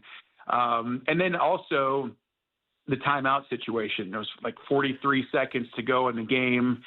Clemson did not have a timeout. Manny Diaz has since this week come out and said like that was a big part in the decision because they knew field goal would be necessary. You have to go drive the entire length of the field, get your field goal unit out there and make a kick to go ahead again. And I think the fact that Clemson could not stop the clock made it even more of a no-brainer for Duke. Yeah, and then also you can look at it simply from an analytical standpoint. What gives you the best chance to win the game? One play against the defense that's reeling is probably a better chance than going into overtime and taking your chances that way. I just you could simply boil it down to what is the percentage chance of making the 2-point conversion. And again, against the way Clemson was defending at that point, Duke's probably got a better than 50-50 chance of making that. And your chances don't go up. They're not better than that if you go to overtime. Dave Harding, part of the Duke Radio Network, is joining us here on the Adam Gold Show at Dave Harding Jr. on Twitter. So let me ask you about how do you turn last week off and focus on UConn, even though, like in the grand scheme of things, the game in terms of what the end goal is, it doesn't really matter, but it matters. So how do you turn last week off and focus on this one? Yeah, I think it does matter. It's a weirdly positioned game. Let's just call it that, first of all, in the fact that you've got a non-conference matchup on the road against an independent, but a Power 4 level type team. They're good. In November, yeah. I mean, UConn's 6-3. Their 3 losses are all in overtime. One of them's to Syracuse on the road early in the season when Syracuse had Steve Angeli at quarterback and were playing incredibly well. This is a group, Fagnano, their quarterback, has not thrown an interception. So you talk about the team that doesn't turn the ball over is going to win. I mean, turnover margin in this game is huge. The Blue Devils have done a great job of taking the ball away defensively and protecting it on offense when in their wins. You go look back to the Georgia Tech loss that Duke had. Turnover really stymied their ability to jump out early over the Yellow Jackets and win it. The Illinois game, I thought Duke was more talented. They played more physically. They dominated that game until the score got away in the fourth quarter, but it was too many turnovers. Yeah. On the road at Tulane, kind of same story. So this is a tricky matchup for Duke, and I think it's easy as a player not to overlook the Huskies when you turn on the tape. The results speak for themselves. They've been able to establish a run game on offense. They're very efficient offensively. Defensively, they're incredibly aggressive. They are top 5 definitely in the nation in number of sacks. I think they have 33 sacks so far this year. So they're very, very aggressive. Tough to get a beat on where they're blitzing from, but they pretty much blitz every single play. So they're going to have Duke's respect. And I think there's something to prove for the Blue Devils here in that you slipped up early on in the year in the non-conference slate, weren't able to take care of business the way you wanted to. Definitely a little bit of a blemish with going on the road against Tulane and not doing what you're capable of doing there and losing the game. So go out there and right that wrong. And honestly, Adam, Duke still feels like, and I don't think there's any reason they shouldn't feel this way, but they're in the hunt for a college football playoff spot. Mm-hmm. They're one loss to Georgia Tech in conference play. They've got very winnable games in conference to close the year out, including to a ranked Virginia game or team next week at home in Durham. You got to go up there to UConn this week to take away any doubt of a scenario where you've got a conference champion, and the ACC has gotten ragged on. I mean, we saw it last night in the playoff rankings. How hard would it be for the committee to put Duke football into the college football playoff with non-conference losses to UConn, to Tulane, and Illinois, with a conference loss to Georgia Tech? So it's at 4 losses. But although they're ACC champs, like, you don't want to leave that risk up in the air if you're Duke. You need to go up there, assert your dominance over a good UConn team, take the doubt out of it, and keep the momentum rolling into the last bit of your regular season conference slate to make sure you've got as much energy at your back going into the postseason. Dave Harding is joining us here on the Adam Gold Show, part of the Duke Radio Network. And but the reality is that the ESPN and the pundits and I guess the college football ranking committee, they did rag on the ACC. I'm not so sure it's not justifiable. I'm not trying to apologize for the league. I think at the end of this whole thing, because I never put that much stock into the first ranking, because I do believe the committee is right about, or they're honest about this one thing. It is a snapshot. Each week they start over, and it's another snapshot. So, 4 weeks from now, we could be looking at an entirely different set of rankings, and I assume we will, based on wins and losses the rest of the way. But what do you make of the quality of football that you've seen? Now, Duke hasn't played Louisville, right? We have seen NC State. You saw Clemson. And, I mean, they've got some good league wins, but what do you make of the quality of football that you have seen across the league? I think it's been good. It's very competitive, and there's just as much parity in the ACC as there is in the SEC and the Big Ten. You've got presumably the best teams losing to teams that nobody expects them to lose to. And I think that's part of the beauty of the world that we're living in college football. A messy, messy time with NIL and the transfer portal and all this negativity.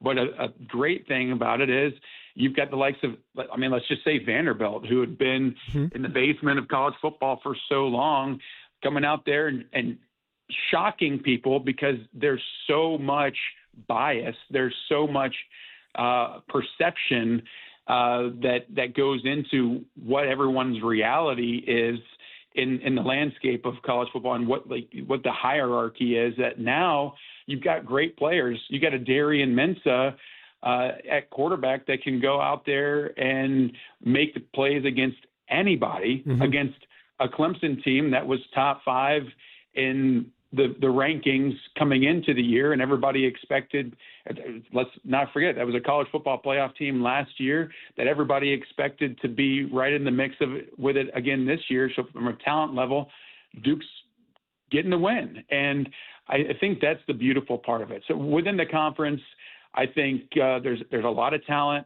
It's inconsistent maybe at times, and that's part of the challenge with rebuilding your roster and having a never-ending free agency. Is it's hard to build some of the consistency because you've got a revolving door in many ways, and consistency comes from having people who've practiced and played together with the same coaching staff year over year over year.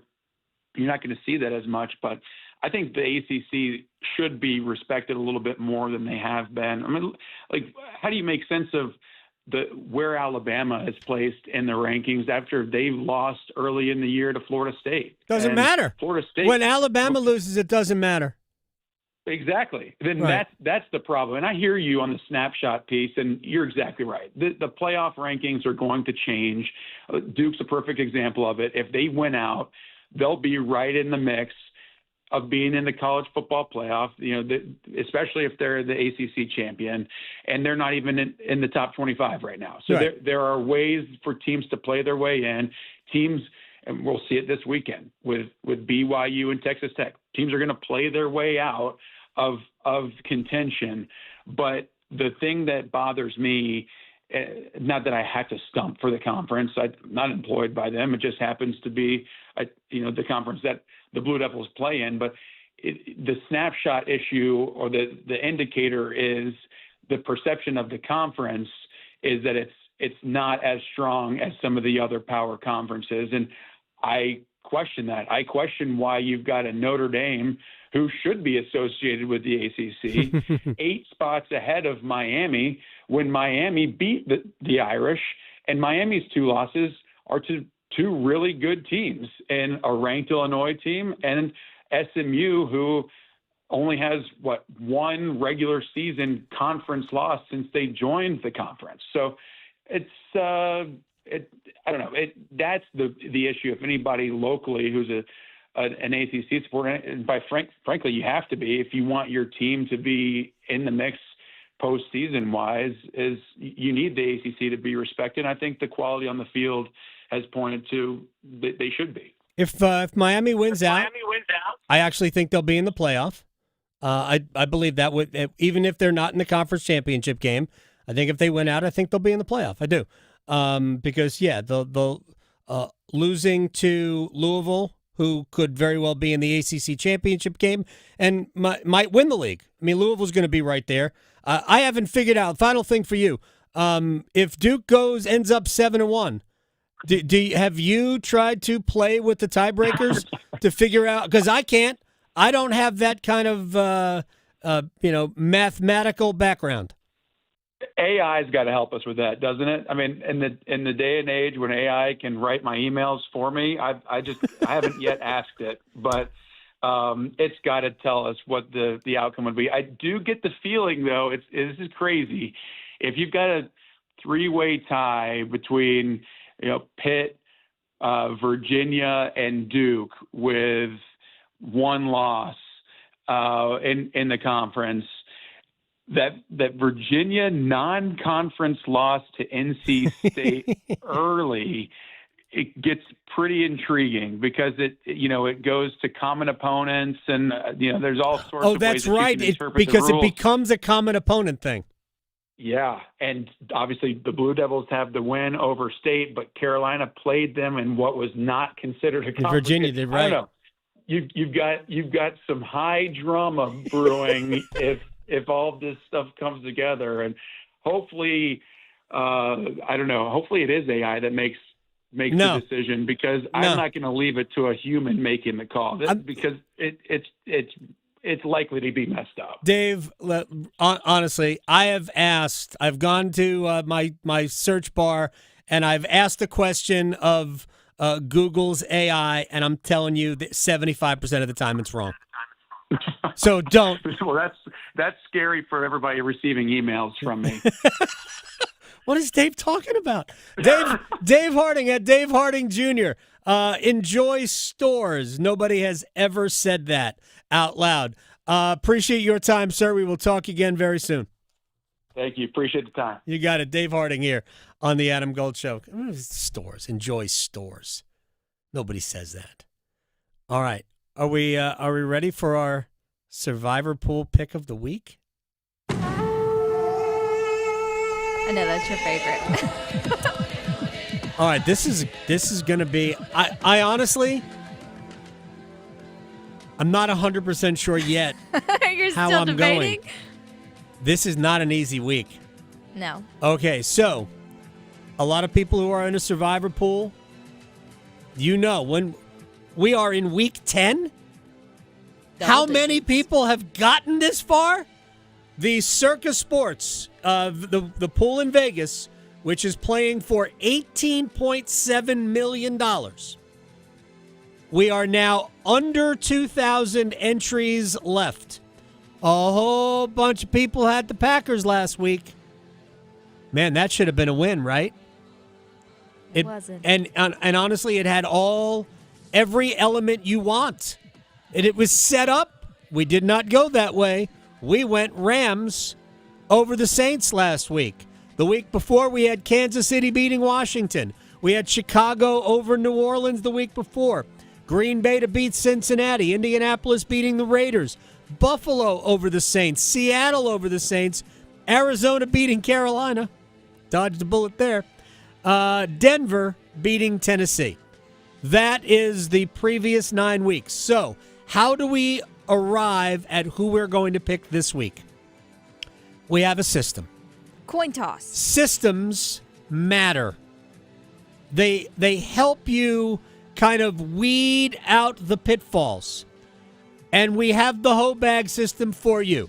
Home teams only. Don't take a team on the road. Look, the biggest point spread of the week, I believe, is Detroit at Washington. But at Washington, and we could take Detroit, but we're not taking a team on the road. So even though I think the Lions are going to win that game, we might have to break a rule somewhere. But that's stay home teams only. Mm-hmm. Out of division games. Does that eliminate the Panthers over the Saints? Panthers are 5.5-point favorites. Division games are just too tricky. Cincinnati beating Pittsburgh. It just happens all the time. Like, why did that happen? Because it does. In division games. Betting lines. Find spreads that are big and try to stick with them. Again, you can't satisfy all of these. Don't save anybody. If you say, oh, man, I don't want to use them this week because I'm going to use them next week, you're not going to get to next week. Don't save anybody. Good teams only. Now, granted, I did take Chicago earlier this year, but it was against the Saints. Sometimes you have to be a little flexible with good. Yeah, good enough. Yeah. Good enough teams. Sometimes. I am absolutely torn. So here are the choices this week. And I'm not, one is a perfect HOBAG pick. One of them is the Chargers and Steelers. Chargers at home, but man, the Chargers offensive line is banged up. I know. Pittsburgh, this is a last stand Pittsburgh type deal. Chargers barely won last week. They were in Tennessee, though. That's why I say you don't. I know, it shouldn't have been that close. Don't ever take teams on the road. That was so gross. Yeah, it was absolutely gross. So, the best games of the week. Detroit at Washington. Man, I can't take a team on the road. But I know a lot of people are going to be on the Lions who have not taken the Lions just yet. The Chargers are home to the Steelers. That's only a 3.5-point spread. Honestly, the Panthers at home to the Saints is a good pick, even though it's a division game. Yeah. I'm 100% torn, but yeah. HOBAG is 9 for 9. It will not let us down. Okay. Chargers at home to the Steelers. Fingers crossed. Yeah. Yeah. That's your HOBAG pick of the week. Yeah, I don't hate that one. I feel better about that one than, unfortunately, picking my Panthers just because this smells of a trap game. Can't be. It can't be. I mean, seriously, The Athletic has a playoff predictor this week and next week in Atlanta. Look, if the Panthers want to make the playoffs, yeah, this is a must. Oh, I mean, yeah. it's not negotiable. Next week is a must, not negotiable. You can't win them both now, but you have to win this game. And the Saints are bad. Yeah, they're real bad. Right? They don't have a quarterback. They don't have an identity. I know. Other than, we'll just see what happens this week. Yeah. We're probably going to lose, but we'll see what happens this week. See, OG Panther fan in me is just waiting. Right? I'm waiting. I'm sitting on the stool just waiting. Okay, so we've had a bunch of games, and it's how did we win that? Now I'm waiting for how did we lose that? Yeah. just waiting. I want them to win so badly, but yeah. This wouldn't be the first rodeo that they've spun us up just to let us down. Exactly. All right, so Chargers over the Steelers. Yeah. Your HOBAG pick of the week. Good luck to everybody. Yep. All right, we're going to stretch and place bets next. Because your fantasy football team needs all the help it can get, the Adam Gold Show on the North Carolina Sports Network. Scams increase during the Medicare open enrollment period, so stay alert. Never give your Medicare, Social Security, credit card, or bank account numbers to anyone who contacts you unexpectedly and claims to be from Medicare. Your caller ID may show Medicare's name or phone, but caller ID can be spoofed. Just hang up. Visit ncshiip.com or call toll-free at 855-408-1212. SHIP provides free, unbiased help in all 100 counties. North Carolina ranks second in the nation in potential agricultural land lost by the year 2040. The NC Forever Farms program supports the preservation of family farms through permanent agricultural conservation easements and has received a record number of applications for 3 straight years. Landowners interested in preserving their working farm through the Farmland Preservation Division of the North Carolina Department of Agriculture and Consumer Services can learn more by visiting ncadfp.org. You don't need a 4-year degree to have a rewarding career that makes a difference in people's lives every day. As a public power line worker, you'll build and maintain a locally owned and operated electric system to keep the lights on in your community. 4 months in a community college program provides the training you need to begin your career as an apprentice line worker in public power. And being a local government employee in North Carolina comes with excellent benefits. To learn more about line worker and other public power careers, visit electricities.com. When people put their feet under a table, it means more than just consuming food. Getting the restaurant back open, that meant to the community a lot of normalcy. The public health department checked the wells so that we knew where we could get water that was able to be used. And it was neighbor helping neighbor, and I'm so proud to work in this little small county. NC Public Health, everywhere, every day, everyone. The North Carolina Healthcare Association invites you to listen to this month's podcast, Conversations on the State of Healthcare. This month, we dive into a project that's making big waves in Charlotte and beyond. It's called The Pearl, a bold reimagining of how healthcare, education, and innovation come together. My guest, Hillary Crittenden, leads operations for The Pearl and has played an important role in its growth and development. The Pearl is an innovation district. We brought together medical education, cutting-edge research, and really big and small players in the healthcare space who are advancing science in a really interesting way, all together in one place. You can learn more and join our latest Conversations on the State of Healthcare wherever you listen to your favorite podcasts, and find out more by visiting nchealthcare.org.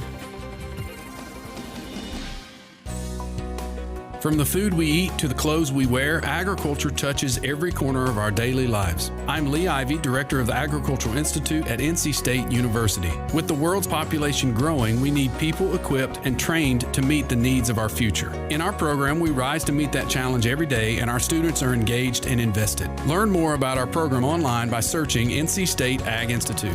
2 years, 1 degree, endless possibilities. Did you know? Atlantic hurricane season runs through November. From gathering necessary supplies to planning an evacuation route, now is the time to make sure you and your family are prepared. And if a storm damages our electric system, local public power providers are ready to respond and restore power quickly and safely. As a public power customer, you benefit from having an electricity provider that restores power faster than other providers do. Visit electricities.com for storm preparation tips and resources. This is Adam Gold. You know, soap attracts dirt, right? That's what soap does. It attracts dirt. Right now, Bill Belichick is soap. That's what he is. Yeah. He's soap. Yeah. He's attracting all this dirt. Or he's like an overripe banana and it's attracting all these gnats. The Adam Gold Show.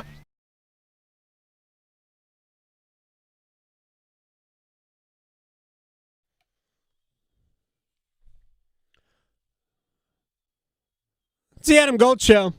I'm Adam Gold. Victoria producing the program. Couple of very quick things before we stretch, and we will place bets in a second. The news coming out of Dallas today, where Marshawn Nealand took his own life apparently by gunshot this morning. I mean, obviously, tragic, all of that. And so it's hard to even express just how much of a, like these athletes that we watch every Sunday or whatever sport it is, you just don't know what these people are going through, right? So all our thoughts with anybody connected with that. Matt Rule, who is obviously here, maybe not everybody's favorite. I just read the last thing he said at his press conference today. And I'm not going to read it, but I want people to go seek it out and listen to what Matt Rule had to say. And while he was a disaster as a Panthers head coach, he has been a very good college coach. I don't think Nebraska's ever going to be what they used to be with Rule or with anybody. But what he had to say at the end of his press conference today shows that he is a great representative of a university, and you could do a lot worse having him influence over your young people. And it is about, and I said this earlier, it's about reaching out and just seeing how you doing. It can be that simple. Yeah. How are you? Mm-hmm. So if anybody out there has kids, check in. Talk to them. So yeah, I was reading his comments because I didn't hear it. I was reading his comments and just thinking about my own kids. Mm-hmm. Because Marshawn Nealon is 24. He's 24 years old. Second year in the NFL. So yeah, and he was he the player that had the blocked punt for a touchdown? Yeah, he scored the touchdown on Monday. Huge. It makes you cry. All right, let's stretch. Well, no easy way to transition, but yesterday, I apologize for that. No, it's important. It's the simple stuff we should check on people, neighbors, friends, coworkers, all that stuff. But yesterday was a full moon. See, I was not here for any of this, or else I would have told you to do this, because apparently there's this new trend that's not new, but it involves using the moon and its energy and water, creating what they call moon water. That's like special water. What? This, I don't know why it's all of a sudden going viral, but this is not a new thing. So apparently this moon water is just pure water that's sealed in a container, and it's supposed to be left outside all night so it could be, quote, charged with energy provided by the light of the full moon. Really? And so you may ask, what are the benefits of this? Well, first, hydration. Water. But then it's supposed to make you, and this is in the article, I don't know what this means, but feel closer to Mother Gia. Also gets you in touch with the seasonal flow of nature. And then it says just you see noticeable changes in your life that are unexplainable, which I think people see that every day. So I don't need moon water to find that. But yeah, so maybe you did this last night. Maybe you've heard of it. I don't know if there's leftover moon water, if you do like the post full moon, partial moon water. I mean, at some point we're going to be able to buy that. Yeah, well, I'm surprised we can't now. I mean, slap a sticker on it and say it's special. Moon water. Yeah. Brand new from Body Armor. Exactly. They sell it on HGTV or whatever at 3 o'clock in the morning. So I don't know. But one thing that they are selling, and this is real, and it's real crazy for some people. However, it's adorable because Starbucks comes out with new seasonal holiday cups every single year. And today is the day, people. Today is the day for all you Starbies fans out there who like to collect these cups, because they've got their new holiday menu and they have We're collecting paper cups? No, they you haven't seen, they make like bedazzled ones, they make themed ones, they make different colors and whatever ones, like, yeah, it's a whole thing. It is a whole thing. And there are people nodding, saying, yes, it is. Now, this year they have 4 hot drink cups and 2 cold cups. They're all red and green and festive and plaid for the holidays. However, a bear has taken over because they made these barista cups for cold drinks that's actually glass. It looks like a little bear. It's adorable. And it has the its hat, a.k.a. lid, is where, it's cute. It's adorable. So I guess promoting these new holiday drinks, they use this barista cold cup. And now everybody's like, nope, we don't want your regular holiday cups. We want the bear. So, so that is hitting Starbucks by storm. It actually really is adorable. So maybe you could drink your moon water out of it and it's extra special. But this is a 20-ounce barista cup that's going to run you about $29.95. Which, kind of a lot for a bear cup. But again, it's adorable. So go rush over to Starbucks now and stand in line for 10 hours and get you one. While they have it, because they've probably already sold out if we're being real. So go on eBay and get it for $800. But you could use the money from our amazing bets. Place your bets, place your bets. Here we are. I bet you slice into the woods $100. Gambling is illegal in Bushwood, sir, and I never slide. Okay, you can owe me. I owe you nothing.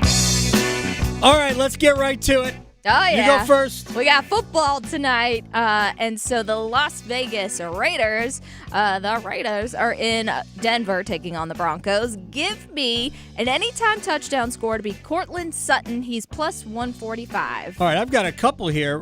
Bo Nix, plus 350. And how about 2 touchdowns? Oh. For Brock Bowers, that's plus 1,400. Ooh, spicy. Yeah. Let's see here. I think that the Broncos are going to win this game at home. So give me the Broncos to win, and I'm going to take the under 42.5. It's plus 125. All right, we have Europa Conference League action in European football. Real Betis at home to Lyon. Give me an anytime goal scorer, Anthony, at plus 195. Man U fans know who I'm talking about. He's been great there. He wasn't great at Man U. I'll take your word for it. There you go. And our Carolina Hurricanes are taking on the Minnesota Wild. So give me Sebastian Aho, anytime goal scorer, plus 145. I gave this to Tim Donnelly, our friend from the afternoon. First goal scorer. Alexander Nikishin is plus 650 tonight. I can feel it. We might have a Gordie Howe hat trick tonight. That would be cool too, right? Because your fantasy football team needs all the help it can get, the Adam Gold Show on the North Carolina Sports Network. Hey, it's Adam Gold from my friends at FanDuel, America's #1 sportsbook. It is Thursday Night Football, and that means you get a chance to win a share of $2 million in bonus bets with the Thursday touchdown jackpot. All you got to do, pick somebody to score a touchdown, Brock Bowers, plus 165. If that person scores either the first or last touchdown of the game, you win your bet, plus you get a share of $2 million in bonus bets. You got to do it. FanDuel.com/Adam Gold. FanDuel.com/Adam Gold. It's a big jackpot. 21 and over and present in North Carolina. Opt-in required. Must apply profit boost token on select market. Prize pool to be split equally among all eligible participants who made the correct first or last touchdown pick. Bonus is issued as non-withdrawable bonus bets, which expire 21 days after receipt. Restrictions apply. See terms at sportsbook.fanduel.com. Gambling problem? Call 877-718-5543 or visit morethanagame.nc.gov. Adam. I'm Adam Gold, and I'm there. Tim. I'm Tim Donnelly, and I'm there. Dennis. I'm Dennis Cox, and I'm there. Victoria. I'm Victoria Bodenecker, and I'm there. Paul. I'm Paul Eichander, and I'm there too. You'll find them all here on the brand new 99.9 The Fan app. To work, to school, the beach, the mountains, the arena, take The Fan with you wherever you go. Available for Apple iPhone and Android phones. Download the 99.9 The Fan app today. Powered by Aspire Money Management. You're listening to Leaf Filter Radio, and the guru of gutter protection himself, Chris Coonahan, is here to take your most pressing leaf-related questions. Hey, everybody, Chris here. I understand we have Ron on the line. Ron, where are you calling from? Uh-oh. Ron, are you calling from a ladder? Well, I was. I wanted to ask Chris what I need to do to get my gutters ready to have leaf filter installed. Oh, Ron, you don't have to do anything. A Leaf Filter Trusted Pro will come out and clean out your gutters, realign and seal your gutters, and install Leaf Filter, America's #1 gutter protection system. So I didn't need to get on this ladder? Ron, Leaf Filter Trusted Pros are in your neighborhood and ready to help. Just visit leaffilter.com/deal to schedule your free gutter inspection and get up to 30% off. Thank goodness. What was that site? To get this special radio offer, go to leaffilter.com/deal for your free gutter inspection today and get up to 30% off. That's leaffilter.com/deal for up to 30% off. leaffilter.com/deal. See representative for warranty details. Whoa, it's you, the Capital One Bank guy. That's what they call me. Mind if I get a selfie? Yeah, sure thing. Save no fees or minimums on your Capital One checking account. Wow, that's a keeper. So, where are you heading? I'm off to spread the good news that Capital One helps people keep more money in their wallet with no overdraft fees. Oh, you're the best Capital One Bank guy. Hey, mind if I get a selfie? Sure. Say, Capital One, what's in your wallet? Terms apply. See CapitalOne.com/bank for details. Capital One NA, member FDIC. At the V Foundation, V is for victory over cancer. V is for victory over giving up. Don't give up. Don't ever give up. Join our team in the fight against cancer at V.org. Progressive knows there are some surprisingly expensive things in life, like fences. A house with a big yard and a white picket fence was always the dream. But then you saw the price to install a fence and you're wondering if the color is driving the price up. Nobody ever dreams of a beige or a gray picket fence, right? So maybe those fences are cheaper. But no, they're not. Then you remember that switching your home and auto to Progressive could save you hundreds and make all your dreams of a fence come true. Progressive Casualty Insurance Company affiliates and other insurers, not available in all states. This hour of the Triangle Sports Leader is powered by Ritchie Law Firm, injury lawyers. Ritchie Law is on top of it. Go to ritchielaw.com. That's ritchielaw.com. Broadcasting live from the Lenovo Studios. WCMC HD1 Holly Springs. 99.9 The Fan. The Triangle Sports Leader. Sam Darnold is lighting it up. I know he throws a bad pick or whatever, but this kid is on fire.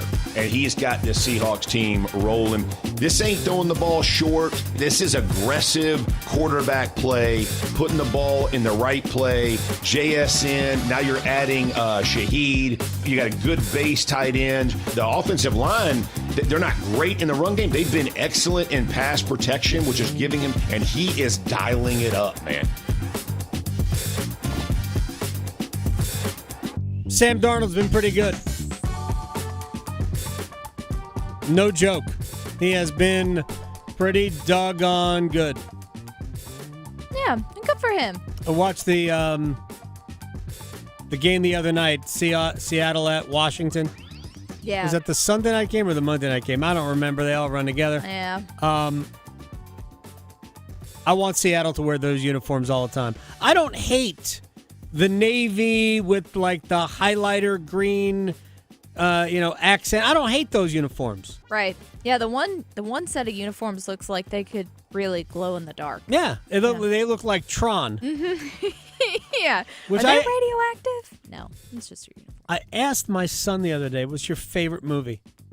Like any movie. Yeah. Now, we quote Ocean's movies to each other. Okay. Right? Yeah. Like, seriously. Yeah. Like, if somebody mentioned, oh, man, that dude's Aces, he goes, Ace of Diamonds, I hope. It's a quote from the movie. Right? One of the three movies. He loves those movies. And I'm like, what's your favorite movie? Figuring he would say one of those. And he goes, Tron? There's a new Tron coming out, apparently. Oh, okay. Yes, that I have no interest in seeing. No, I didn't even know it was But yeah, there's a happening. new Tron coming out. Interesting. Okay. Yeah. See, I'm behind on movies. Like, fun fact that no you one cares make about. me current on movies. Or seem current, because I'm definitely not. We'll have to, next time we get Corey Lavalette, this is how behind I am.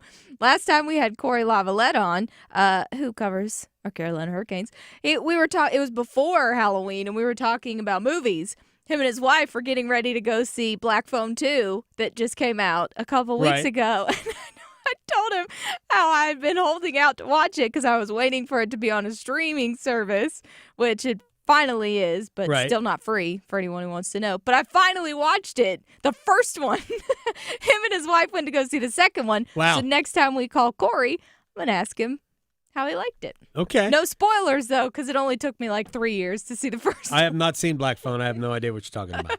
If you like creepy movies, it's a creepy movie. I don't really like creepy movies. I wouldn't recommend It's it. not my thing. Yeah. It's not my thing. But you had brought up like scary movies last week because leading up to Halloween. Mm-hmm. So I went back and I searched that website called Paste, which was, like they listed the top 100 scariest movies. Right. Yes. They called them horror movies, Mhm. and number one was The Exorcist. Okay. I'd seen that. Yeah. Well, we've talked about this. The ones that are realistic are creepy. Cape Fear was not even on the list. Really? And that is an egregious mistake. Yeah. Wow. Really. That's an egregious mistake. 'Cause Huh. that movie was amazing. Mm-hmm. All right, shall we do Wall of Sound? The Wall of Sound is a function of this studio. There's no doubt about it. Start with the Panthers and Bryce Young, who met the media yesterday. They just had a big win.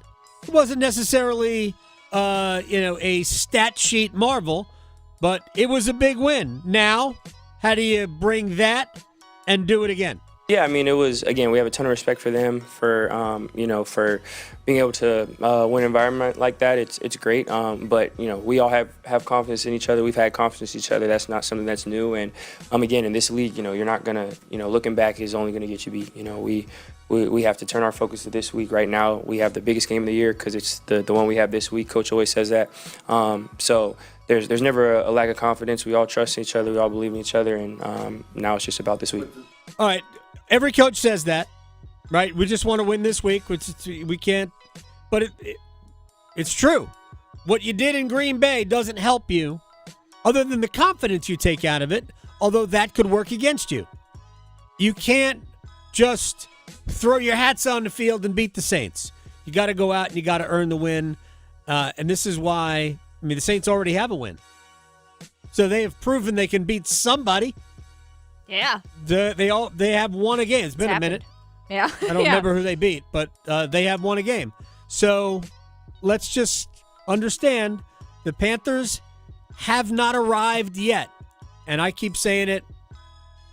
The hardest thing to do is win when you're supposed to win, when everybody thinks that you're supposed to win. And that's what we're looking at this week for the Panthers. They have not been in this situation all that often. Everybody's expecting them to win. Now you got to go and do it. The Giants. That's their one win. Oh, that's right. Mm-hmm. Jackson Dart's first start. No, it might have been the second start. Yeah. They beat the Chargers in their first start. Yep. And then went to the Saints and derped it up. And they ended up losing to the Giants. Yeah, they did. Yeah, or losing to the Saints. All right. Bryce Young was asked if it mattered that he, at least statistically speaking, didn't put up big numbers. All I care about is the team winning. Again, there's been wins, there's been losses as a team. That's all I'm concerned about. And again, that's in the past. Right now, concerned about going 1-0 this week. All right, to the Arizona Cardinals, who named Jacoby Brissett the starting quarterback after the win in Dallas. They still have Kyler Murray. There's a debate about whether or not Kyler Murray is the franchise quarterback, really, of the Arizona Cardinals.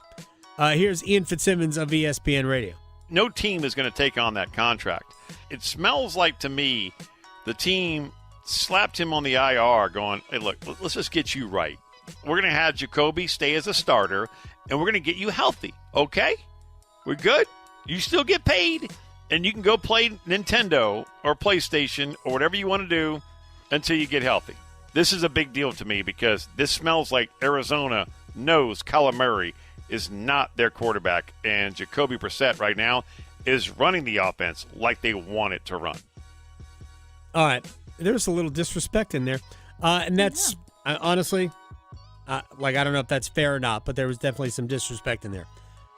My opinion of Kyler Murray has not changed. Super fun to watch. You never know what you're going to get, but it's going to be entertaining. But if you want to win football games, he ain't your guy. Yeah. He's just not a winning quarterback. Brissett's been balling out for them big time. Right. They haven't won, but they did this week. He has played well, even though they have lost games. He is just a little bit more steady. He looks confident. Jacoby Brissett is, for the most part, a backup quarterback. If he's your starter, you're probably not a good team. That's not a knock on Jacoby Brissett. There are only 32 starting quarterbacks in the world at the NFL level. At that level of football, there are 32 of them, and he is one of 32. That is to be celebrated. I don't care who you are. If you're the worst starting quarterback in the NFL, and I'm not saying he is, Justin Fields probably is. And although we don't know if he's starting this week. But good for Brissett. I mean, he's probably extending his career by another 3 or 4 years.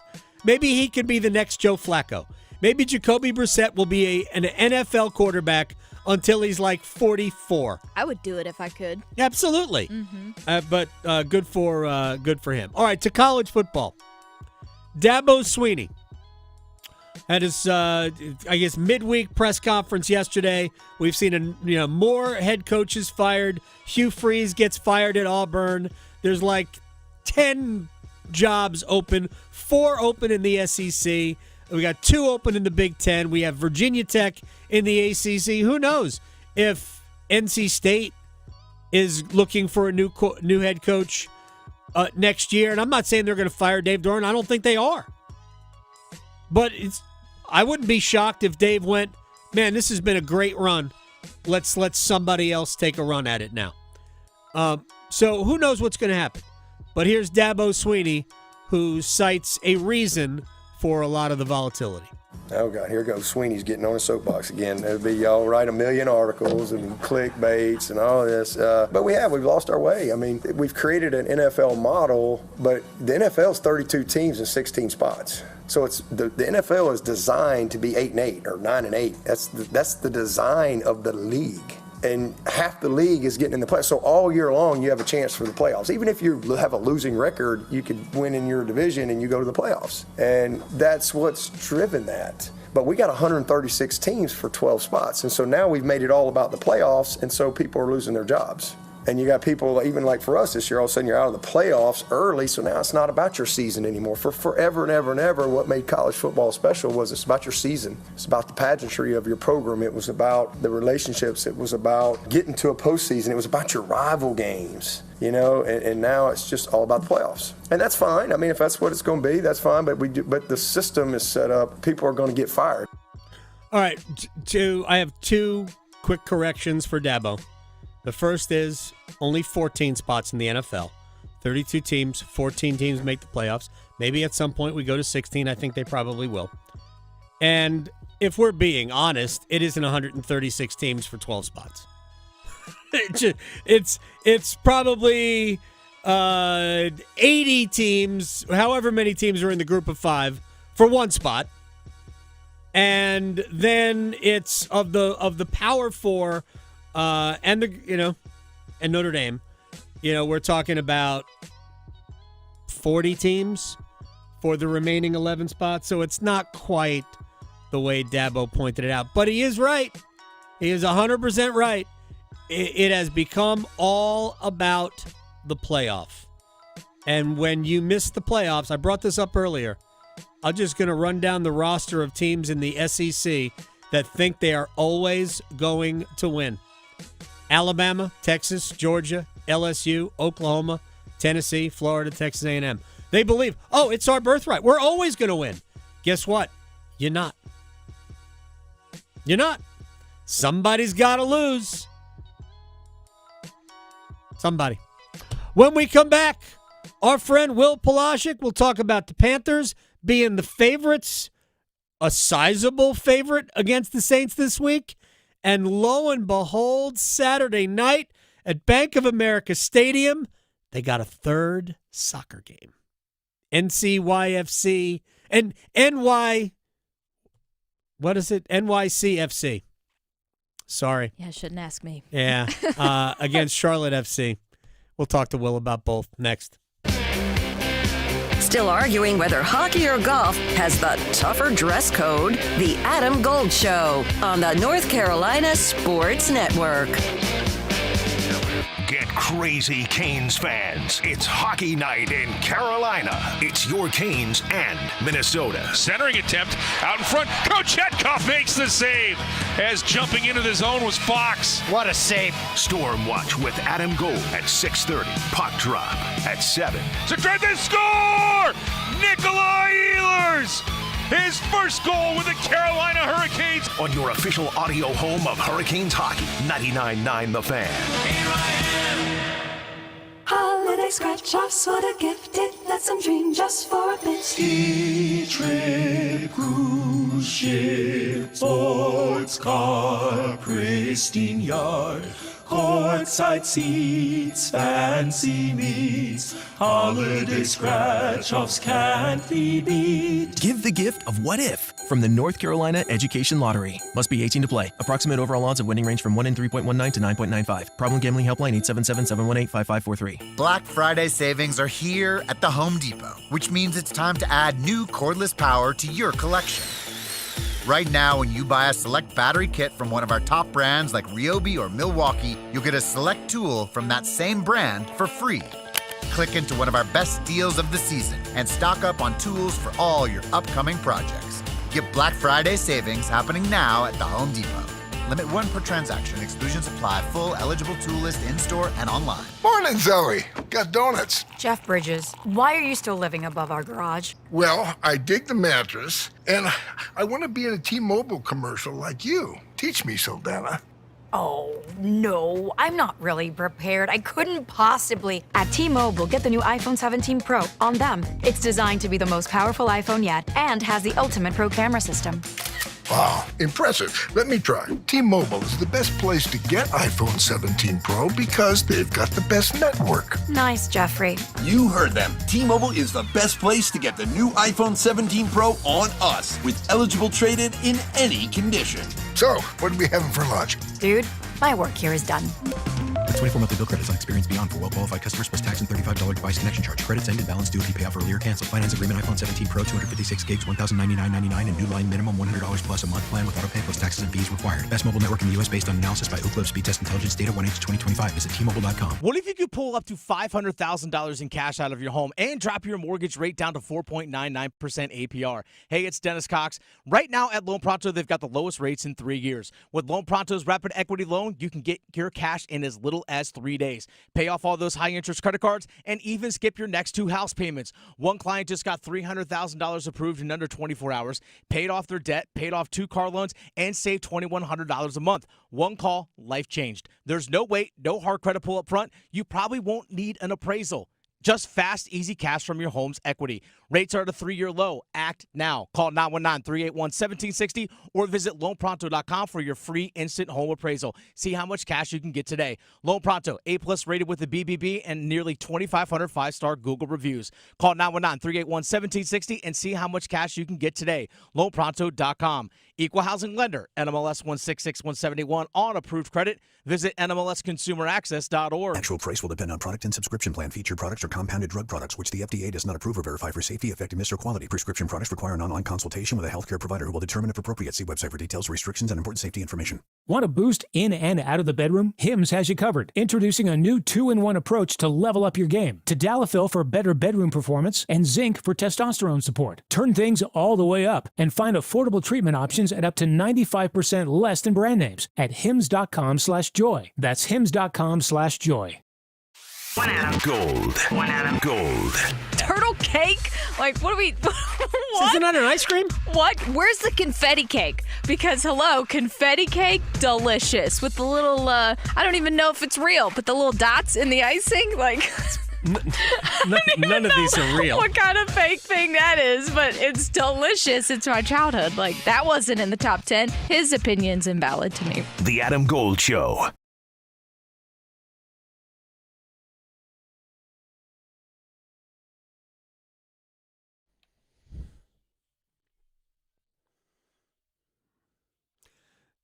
It's the Adam Gold Show. I'm Adam Gold, Victoria, producing the program. Lot going to go on this weekend at Bank of America Stadium in Charlotte. And it starts Saturday night when Charlotte FC, maybe in somewhat of a surprise after dropping the first game of this best-of-3 quarterfinal series in the Eastern Conference, will host New York City FC in the rubber match of this best-of-3 series. Will Palaszczuk, the voice of Charlotte FC. We're going to talk about the Panthers in a moment. Willie P-Style joins us on the Adam Gold Show. So, Christian Kalina, last year's MLS goalkeeper of the year, waited until penalties of the elimination match to show up and say, remember, I was the goalkeeper of the year? Big save to send us to Saturday. And I like that he wasn't like overly braggadocious about it. He's like, yeah, man, it took a while. So I think he even acknowledged the fact that, hey, it took till round 8 and that it took also his teammates making a couple of penalties before him, even a couple of guys who had not taken a professional penalty for Charlotte FC or even at all. So that part of it I thought was incredibly encouraging. And even guys who hadn't really had a moment yet for Charlotte FC, like Harry Toffolo and Archie Goodwin, really their first, I think, imprint on the club from a scoring standpoint. It was really encouraging to see. And it's uncharted waters now, Adam, because 3 teams have tried to do, again, this format is only in its 3rd season, so the sample size is small, but 3 prior teams had lost the home game in a best-of-3 series in the limited feature of this format, and none of the previous 3 teams had won. So Charlotte's the first team to even force a game 3, so there's really no precedent for this in the limited form of this format. So it has a lot of intrigue now as part of this match to feel like, okay, now who has the momentum? Does New York have the momentum knowing that they won here before? Or does Charlotte have the momentum coming off the victory in game 2? And obviously the joint best form in the league, at least across the regular season. All right, let me ask you real quick. And by the way, the save at the end to win it, that's one thing. But when the pressure is on early, when you miss your second penalty, and then every single time he's got to get them even. I think being familiar with as the father of a goalkeeper and understanding those pressures, that is pretty big stuff to come up with the goods when you're staring at a loss. Very much so, and he did get a little help on the first miss with Julian Fernandez knocking it wide. So there was a little bit of fortune there. Kalina's a giant. He's like 2 people. He is. And not to be outdone with what he did in the penalty shootout, he made 2 very stellar saves during open play, one in the first half on a set piece and one in the second half off a set piece with 2 free headers.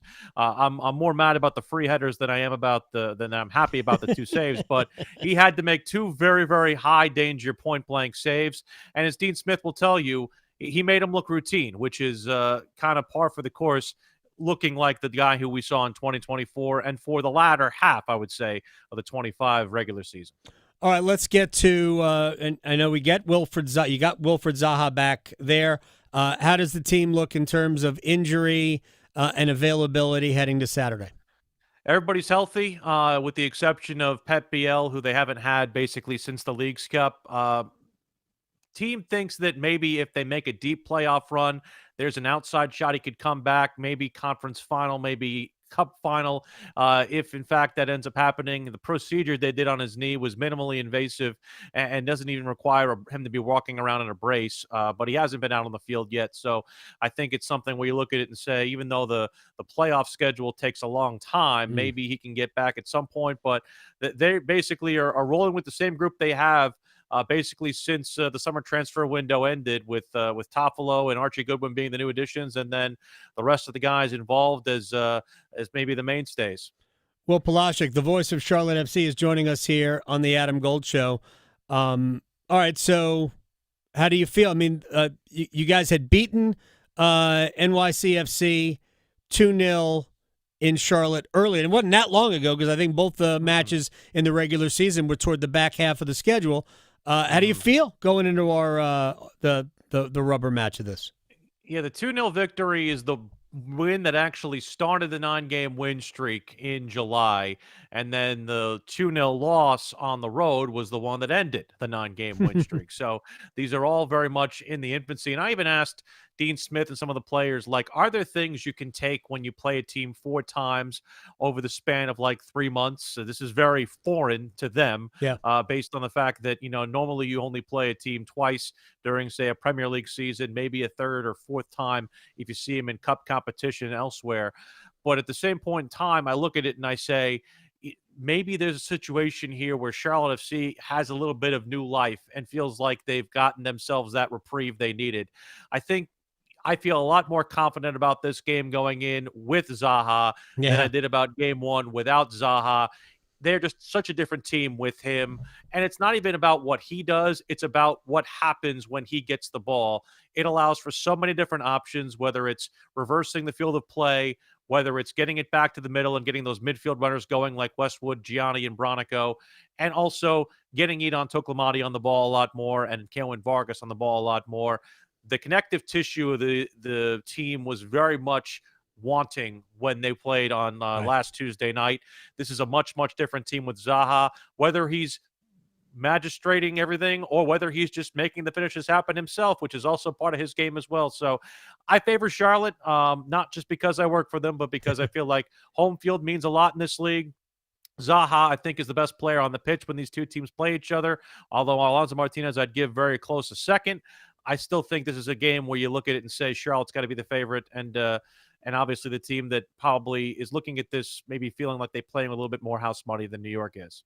Look, I just hope the longer the playoffs extend, the greater chance I have of catching a match this year. Sure. Will Palaszczuk, I can't. I'm out of town. I'm not that far from you, but I'm not going to be available Saturday. I know you were going to ask. Let me talk about the next day. The 5-4 Panthers are 5.5-point favorites over the New Orleans Saints. Big time. Process what we saw Sunday in Green Bay and how they take that going forward, and now the pressure's on them. There was no pressure on them in Green Bay. They're wearing all of it Sunday against the Saints. Well, this is very similar to the Jet game, but you get it in your own building, and a team that you feel like you should beat, a team you feel like you have the upper hand against, but also one where you look at it and say it's a divisional matchup, and those are the kinds of the games where you feel like you're most vulnerable, regardless of venue. And I also think, too, there is a little bit of that natural complacency that sometimes will sink in when a team is on a good run and haven't seen a good run in a very, very long time. You kind of start feeling yourself and believing in your own hype and reading your own press clippings. I think there's obviously a desire for Dave Canales to make sure that this team keeps its edge. And I think because of competition at big spots, for example, running back, I think Rico Dowdle knows he's playing for his next contract, and there's going to be no stop with him. You have guys on the offensive line who are basically playing for more time, knowing that because of the offensive line injuries that they've had this season, there's that natural bit of edge that's created there.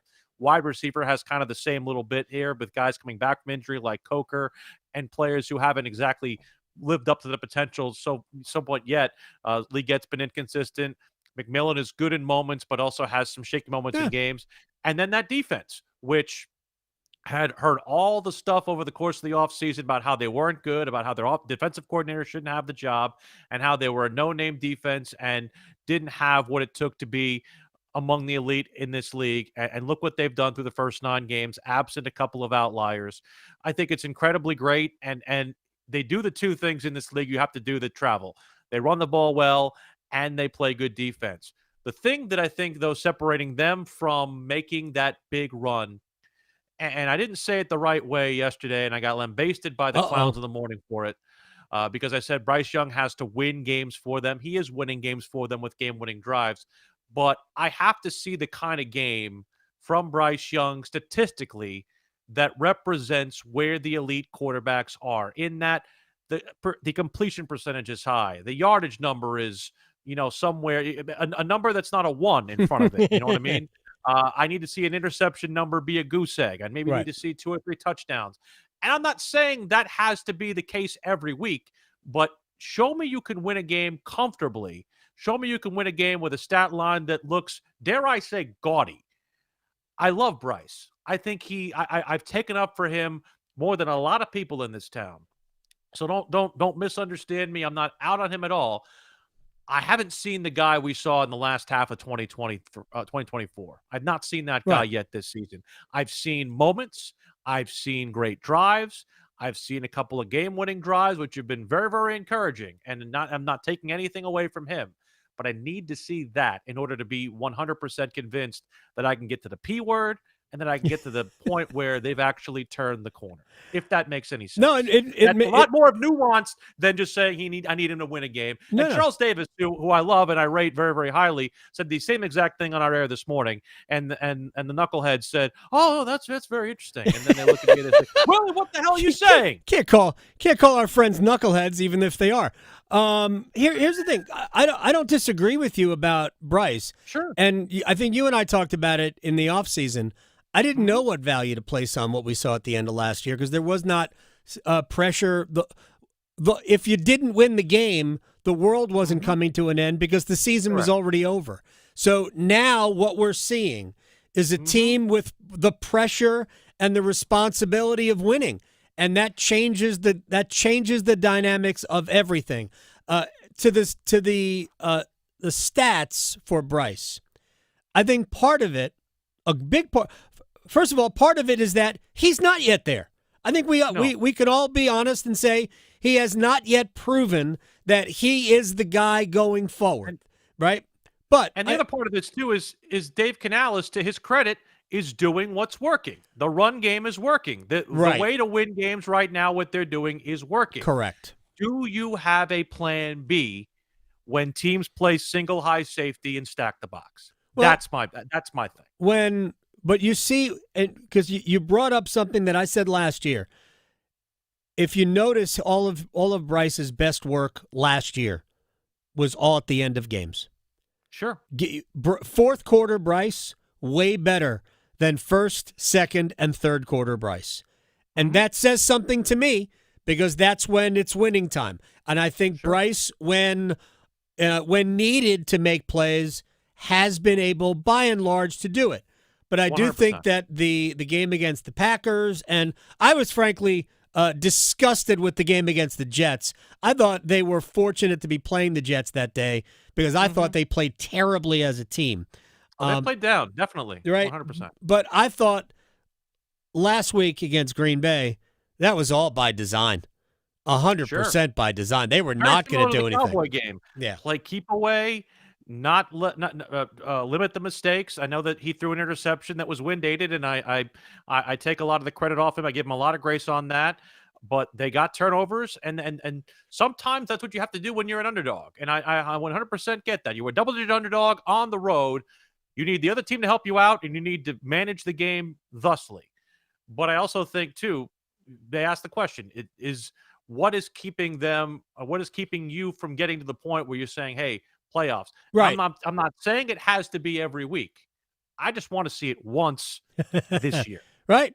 I mean, that is against a team that's overmatched, like New Orleans, for example. You'd love to see Bryce go out and sling it around and 4 touchdowns, 285 yards. McMillan and Leggett get in the end zone. Maybe Jatavian Sanders. Like you'd love to see all that stuff. Gets back on the horse for a change. Yeah. Hey, look, I contend the touchdown pass to Leggett against the Dolphins. Great throw. Great throw. But it turned around a lot of seasons. It turned 100%. around Bryce. I think that's the biggest catch of Leggett's career. I think that got him back. They need him. Catch of his career should have been the one he had against the Eagles, right? But that's besides. That was last year. That was fourth quarter Bryce. By the way, the guy you've been looking for, Will Palaszczuk, Willie P style on Twitter. You and Anna have fun on Saturday night. And we will talk to you again when we advance into the semifinals of the Eastern Conference of the MLS playoffs.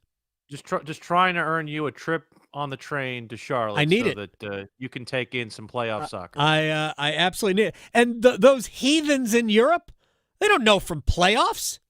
Mm-mm. Oh, they do. I think the Belgian league has playoffs. I just say only in the lower divisions they do it in order to get promotion, Right. relegation, which All right, man. I'll talk to you later.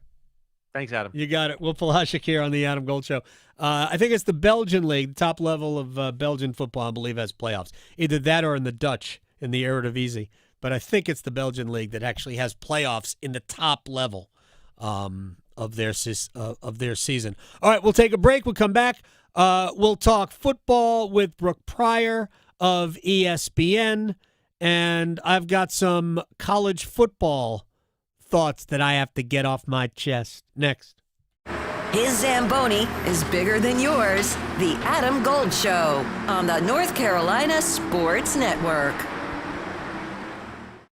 Hey, it's Adam Gold from my friends at FanDuel, America's #1 sports book. It is Thursday, and it is time for FanDuel's Thursday Touchdown Jackpot. I make it sound so big because it is, because you can win a share of $2 million in bonus bets every week. All you got to do, pick a player to score an anytime touchdown. If he scores the first or last touchdown of the game, you win your bet plus a share of the bonus bets. Wow. FanDuel.com/AGS. FanDuel.com/AGS. $2 million in bonus bets awaits with FanDuel. 21 and over and present in North Carolina. Opt-in required. Must apply profit boost token on select market. Prize pool to be split equally among all eligible participants who made the correct first or last touchdown pick. Bonuses issued as non-withdrawable bonus bets, which expire 21 days after receipt. Restrictions apply. See terms at sportsbook.fanduel.com. Gambling problem? Call 877-718-5543 or visit morethanagame.nc.gov. North Carolina ranks second in the nation in potential agricultural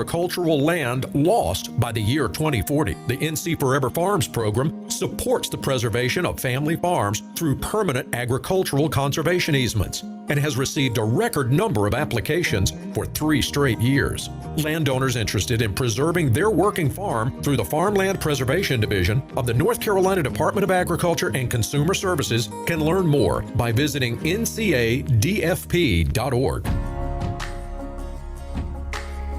As a school nurse, I feel like we're really that contact for the schools between the Department of Public Health and what goes on in the school system. The face of the Department of Public Health in our school is our nurse, Nurse Emma. All the communication that she was receiving and direction she was receiving, she made sure to communicate with us and be a wonderful partner with us. These kids need their routines. NC Public Health.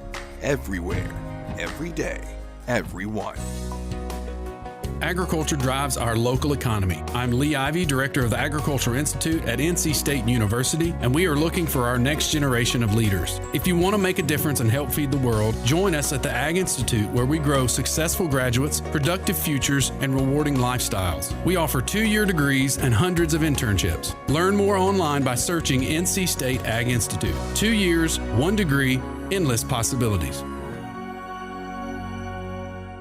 You don't need a 4-year degree to have a rewarding career that makes a difference in people's lives every day. As a public power line worker, you'll build and maintain a locally owned and operated electric system to keep the lights on in your community. 4 months in a community college program provides the training you need to begin your career as an apprentice line worker in public power. And being a local government employee in North Carolina comes with excellent benefits. To learn more about line worker and other public power careers, visit electricities.com.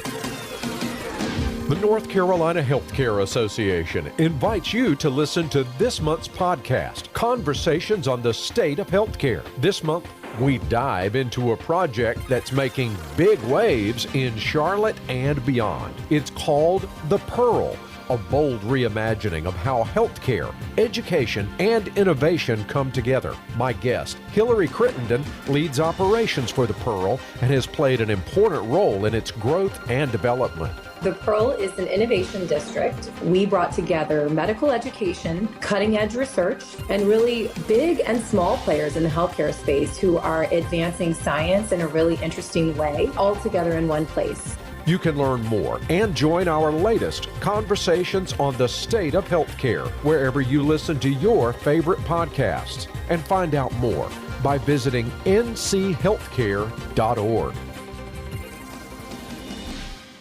Gold. Gold. I could give you 1,000 guesses. What do you think the dictionary.com word of the year is? Ooh, 6-7. That is the word of the year. No kidding. It is 6-7. Are you joking? Yes, it is 6-7 is the word of the year. A slang term that's been delighting kids, exasperating teachers, and befuddling adults for months. If that isn't a promo, then I quit. The Adam Gold Show.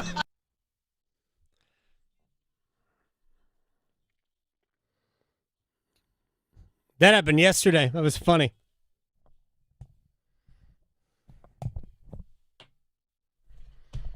Six, 7. It's the word. It's not really a word. That is sweeping the nation. All right, we're going to rewind in just a minute. Hurricanes play tonight against the Minnesota Wild. Strangely enough, this has been a difficult matchup for Carolina. Over last year, Minnesota won both games. It shut Carolina out here 4-0. Marco Rossi had 4 assists. Matt Zuccarello had 2 goals and an assist. Matt Boldy had a goal and 2 assists. The Hurricanes got top-lined by the Wild, and they lost the game there. They've lost 3 out of the last 4. It's just been a difficult matchup for Carolina for whatever reason. For whatever reason, Pyotr Kochetkov apparently can't lose to the Rangers. He's 5-2, and he's beaten Igor Shesterkin all 5 times. No, he's 5-2 against Shesterkin. It's always been Shesterkin every time the Hurricanes have played the Rangers for whatever, obvious reasons probably, because the Rangers look at Carolina as a team they got to beat, so they're going to go with their best goalie. So you just never know. Sometimes teams have it in for other teams. But the Wild have been difficult for Carolina.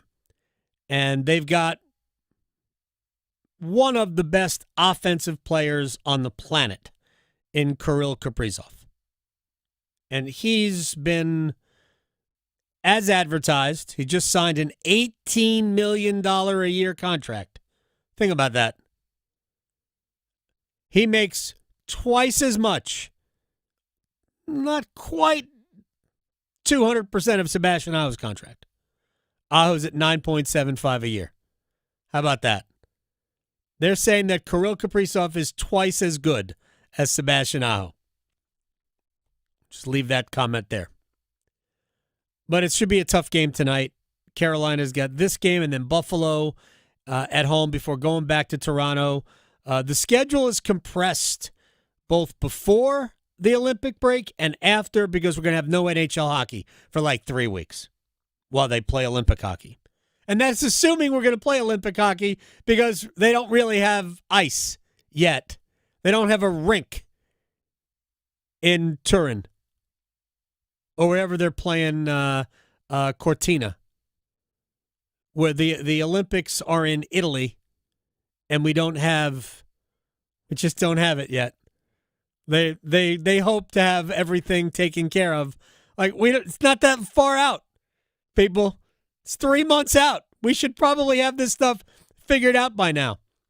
I know there was a time last year, or maybe 2 years ago, where they had considered having the Olympic hockey tournament in Lake Placid, New York.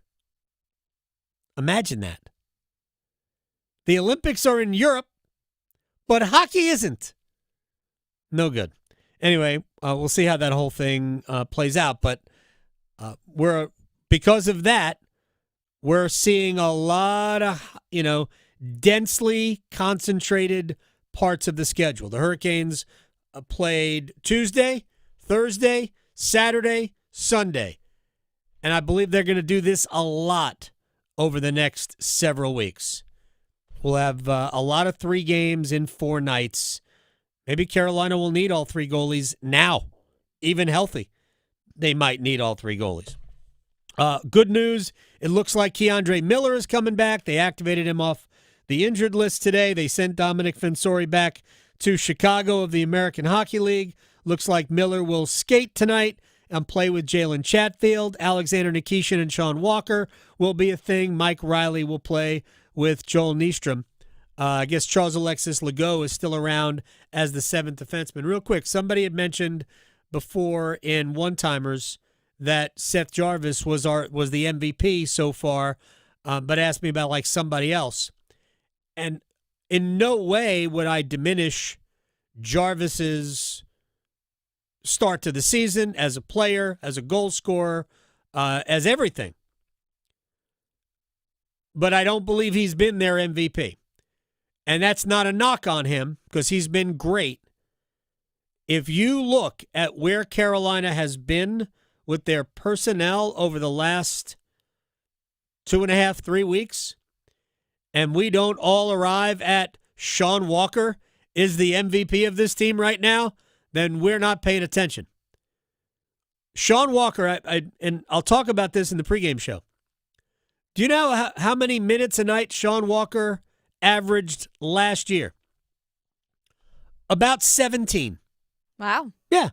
He was Almost the whole period. Sixth on Carolina's blue line in terms of ice time. It was just under 17 minutes. He didn't have a game where he played more than 20 minutes until we got into the last third of the season. And then, like 7 of the last 12 or so games, he played at least 20 minutes. In the playoffs, he became more valuable. And then he got hurt, and they saw how much they missed him. This year, he has not played a game in which he had played fewer than 20 minutes, and he is averaging nearly 24 minutes a night. You don't see veterans, because it's not like he's a young guy in his second year. You don't see veterans go from 17 minutes a night to 24 minutes a night on the blue line unless it is absolutely critical. No Slavin, no Miller, no Gostisbehere. Sean Walker has been awesome. He is the MVP. And while I'm not suggesting that this player has been more valuable than Seth, I will say that over the last 3 weeks, we have seen enormous growth from Alexander Nikishin. And if you are a Hurricanes fan, and if you have been, they got to play this guy, got to play this guy, got to play this guy more. The last few weeks, the way he has played has absolutely validated your opinion because he has answered the challenge. He's been dynamite. When everybody's healthy, I do believe we are going to see Nikishin slot back with Shane Gostisbehere on Carolina's third pair. But what this is going to allow the head coach to do and Tim Gleason to do is really spread out the ice time. So Nikishin can play, 19 minutes a night, and Slavin and Miller and Walker and Chatfield aren't needed to play 22, 23, 24 minutes. It has been a dynamite development for Carolina that he has been that good. And right now, the Hurricanes offensively, they're not the same. They need those guys. They need their real defensemen to come back so Carolina can go back to controlling games like they have in the past. If you look before this onslaught of injuries, and now they were missing Jacob Slavin, but before they lost Gostisbehere, before they lost Miller, in the first 5 games of the season when Carolina was 5-0, their possession numbers were through the roof. Their grade A scoring chance numbers, whether it was raw numbers or percentages, through the roof. Awesome, 5-0. They're 3-4-0 in the last 7, and those numbers are significantly worse. We have not seen Miller play since the Vegas game in Las Vegas. Gostisbehere was out of the lineup, then back, and then out of the lineup again. So Carolina needs those guys back, and they need Slavin back. But what this has allowed them to do is just kind of, 3-4-0 without 2/3 of your intended starting blue line is pretty remarkable. And what it's allowed them to do is just kind of let Slavin take his time coming back, giving Miller maybe an additional few days. I know he wanted to play in New York, I'm sure, and I don't know if we go back to the Garden or not. I think they only played the Rangers 3 times this year. Either way, he couldn't go, so no sense rushing it. And it'll be good to see him on the ice tonight. Keandre Miller's a difference maker. They need more of those on the back end. Joel Nyström, who will play tonight. I thought Charles Alexis Legault played really well in New York. Both those guys, I thought, defensively, without just making sure of your defensive responsibilities, I thought they handled it really, really well. So to me, Walker's the MVP, and Nikishin has been absolutely brilliant as he continues to develop as a reliable player. That is not a knock on Seth. The lines changed in New York, and I would like to tell you that it worked, but Carolina really didn't generate much offense. But I don't really think it matters at this point, because until they get their defense, defensemen back, I think it's going to be difficult for them to generate offense. So can you win some games? I said that game had 2-1 written all over it when I was talking to EJ Raddick. That game had, because I was texting with him before the game. To me, that game had 2-1 written all over it. And tonight, because Minnesota is not very good defensively, I think we're going to have more goals than that. I can see this game being a 2-3-2, 4-3 game. But it's not going to be easy because Minnesota is a hard team to play against. I don't care what their record is. They've been hard for Carolina to play against. But it should be a fun game. I think we have a few more goals in tonight's game than we saw last night or in Boston on Tuesday night or in Boston on Saturday afternoon. So, one more thing about hockey before we do a quick rewind. Yesterday, Alexander Ovechkin scored his 900th goal of his career. Joe Beninati brings it to you on Monument Sports. Ilya makes the strip. Binnington waiting back behind his goal, wants to play it himself. Lost it there to Ovechkin. Quick relay comes to the point. Shattenkirk fires, just missed. Ovechkin turns, he scores! The Great Eight is the one and only at 900. That was cool. If you see the highlight of the goal, Obi wasn't even looking at the net. No, he was on the other side. We all know where his office is, right? He sets up in the left face-off circle, and he just rips shots. Yeah. Part of me wished that was the goal that was 900 because that would be appropriate. But he's on the other side of the net. It's a puck retrieval, and he doesn't even turn. No, he just flips it with his backhand, not even looking at the goal. Looks like he's like flicking off a mosquito off of his leg or something.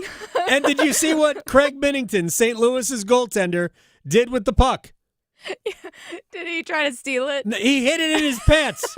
He didn't want to give it up. I think I have no idea if he was kidding or not. Yeah. But he had the puck hidden in his pants. Because no one's going to see that or notice. The referee came over and said, dude, sorry, buddy. Can we have this? I don't really want to touch it now, and but please still, we're wash going to need it. Yeah, exactly. Please wash that puck. Yeah. There you go. So congratulations to Alexander Ovechkin, 900. Glad it didn't come against the Carolina Hurricanes. All right, let's rewind. All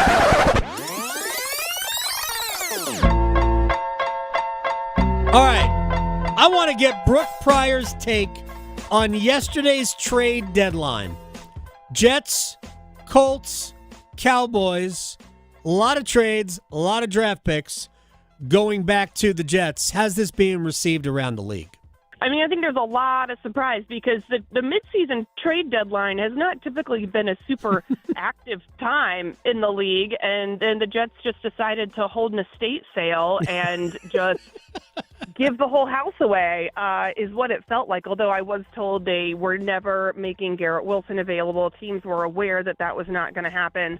I mean, I think it was smart for the Jets to acquire all of that draft capital, but at the same time, it's only smart if you can then turn that into difference makers in your franchise. I mean, the Jets, once again, need to draft a franchise quarterback, and they have struck out the last 2 times they've tried. So something's got to change in their talent evaluation process. Is it ownership? Is it the GM? Is it the coach?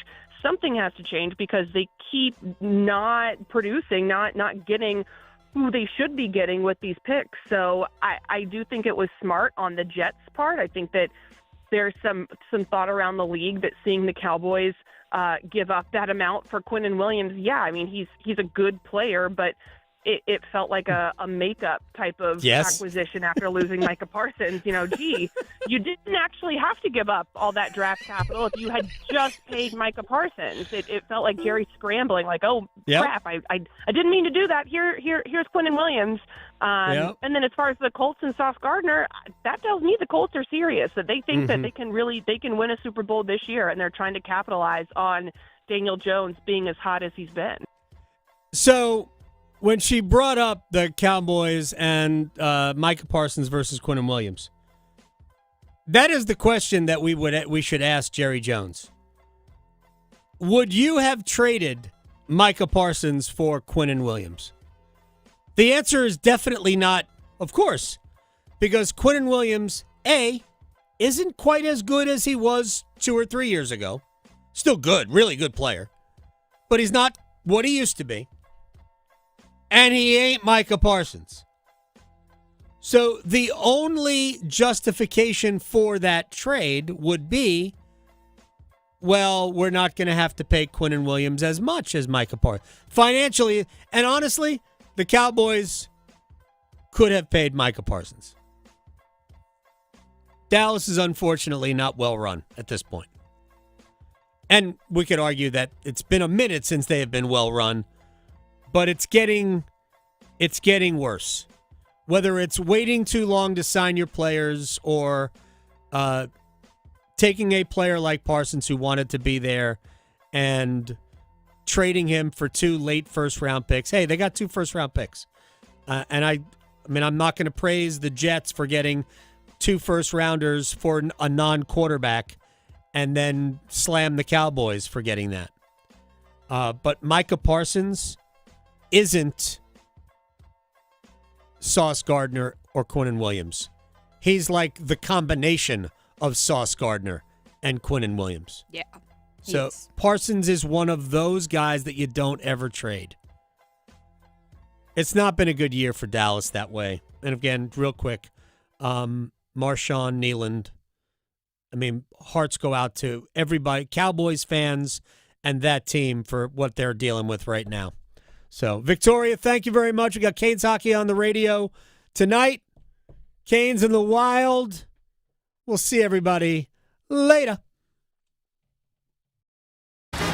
Because your fantasy football team needs all the help it can get, the Adam Gold Show on the North Carolina Sports Network. Pack Therapy is in session, thanks to First Horizon Bank. It's Tim Donnelly from 99.9 The Fan, alongside legendary Wolfpack play caller Mike Glennon. Every episode of Pack Therapy is your chance to get dialed in with inside information on your team. We'll set you up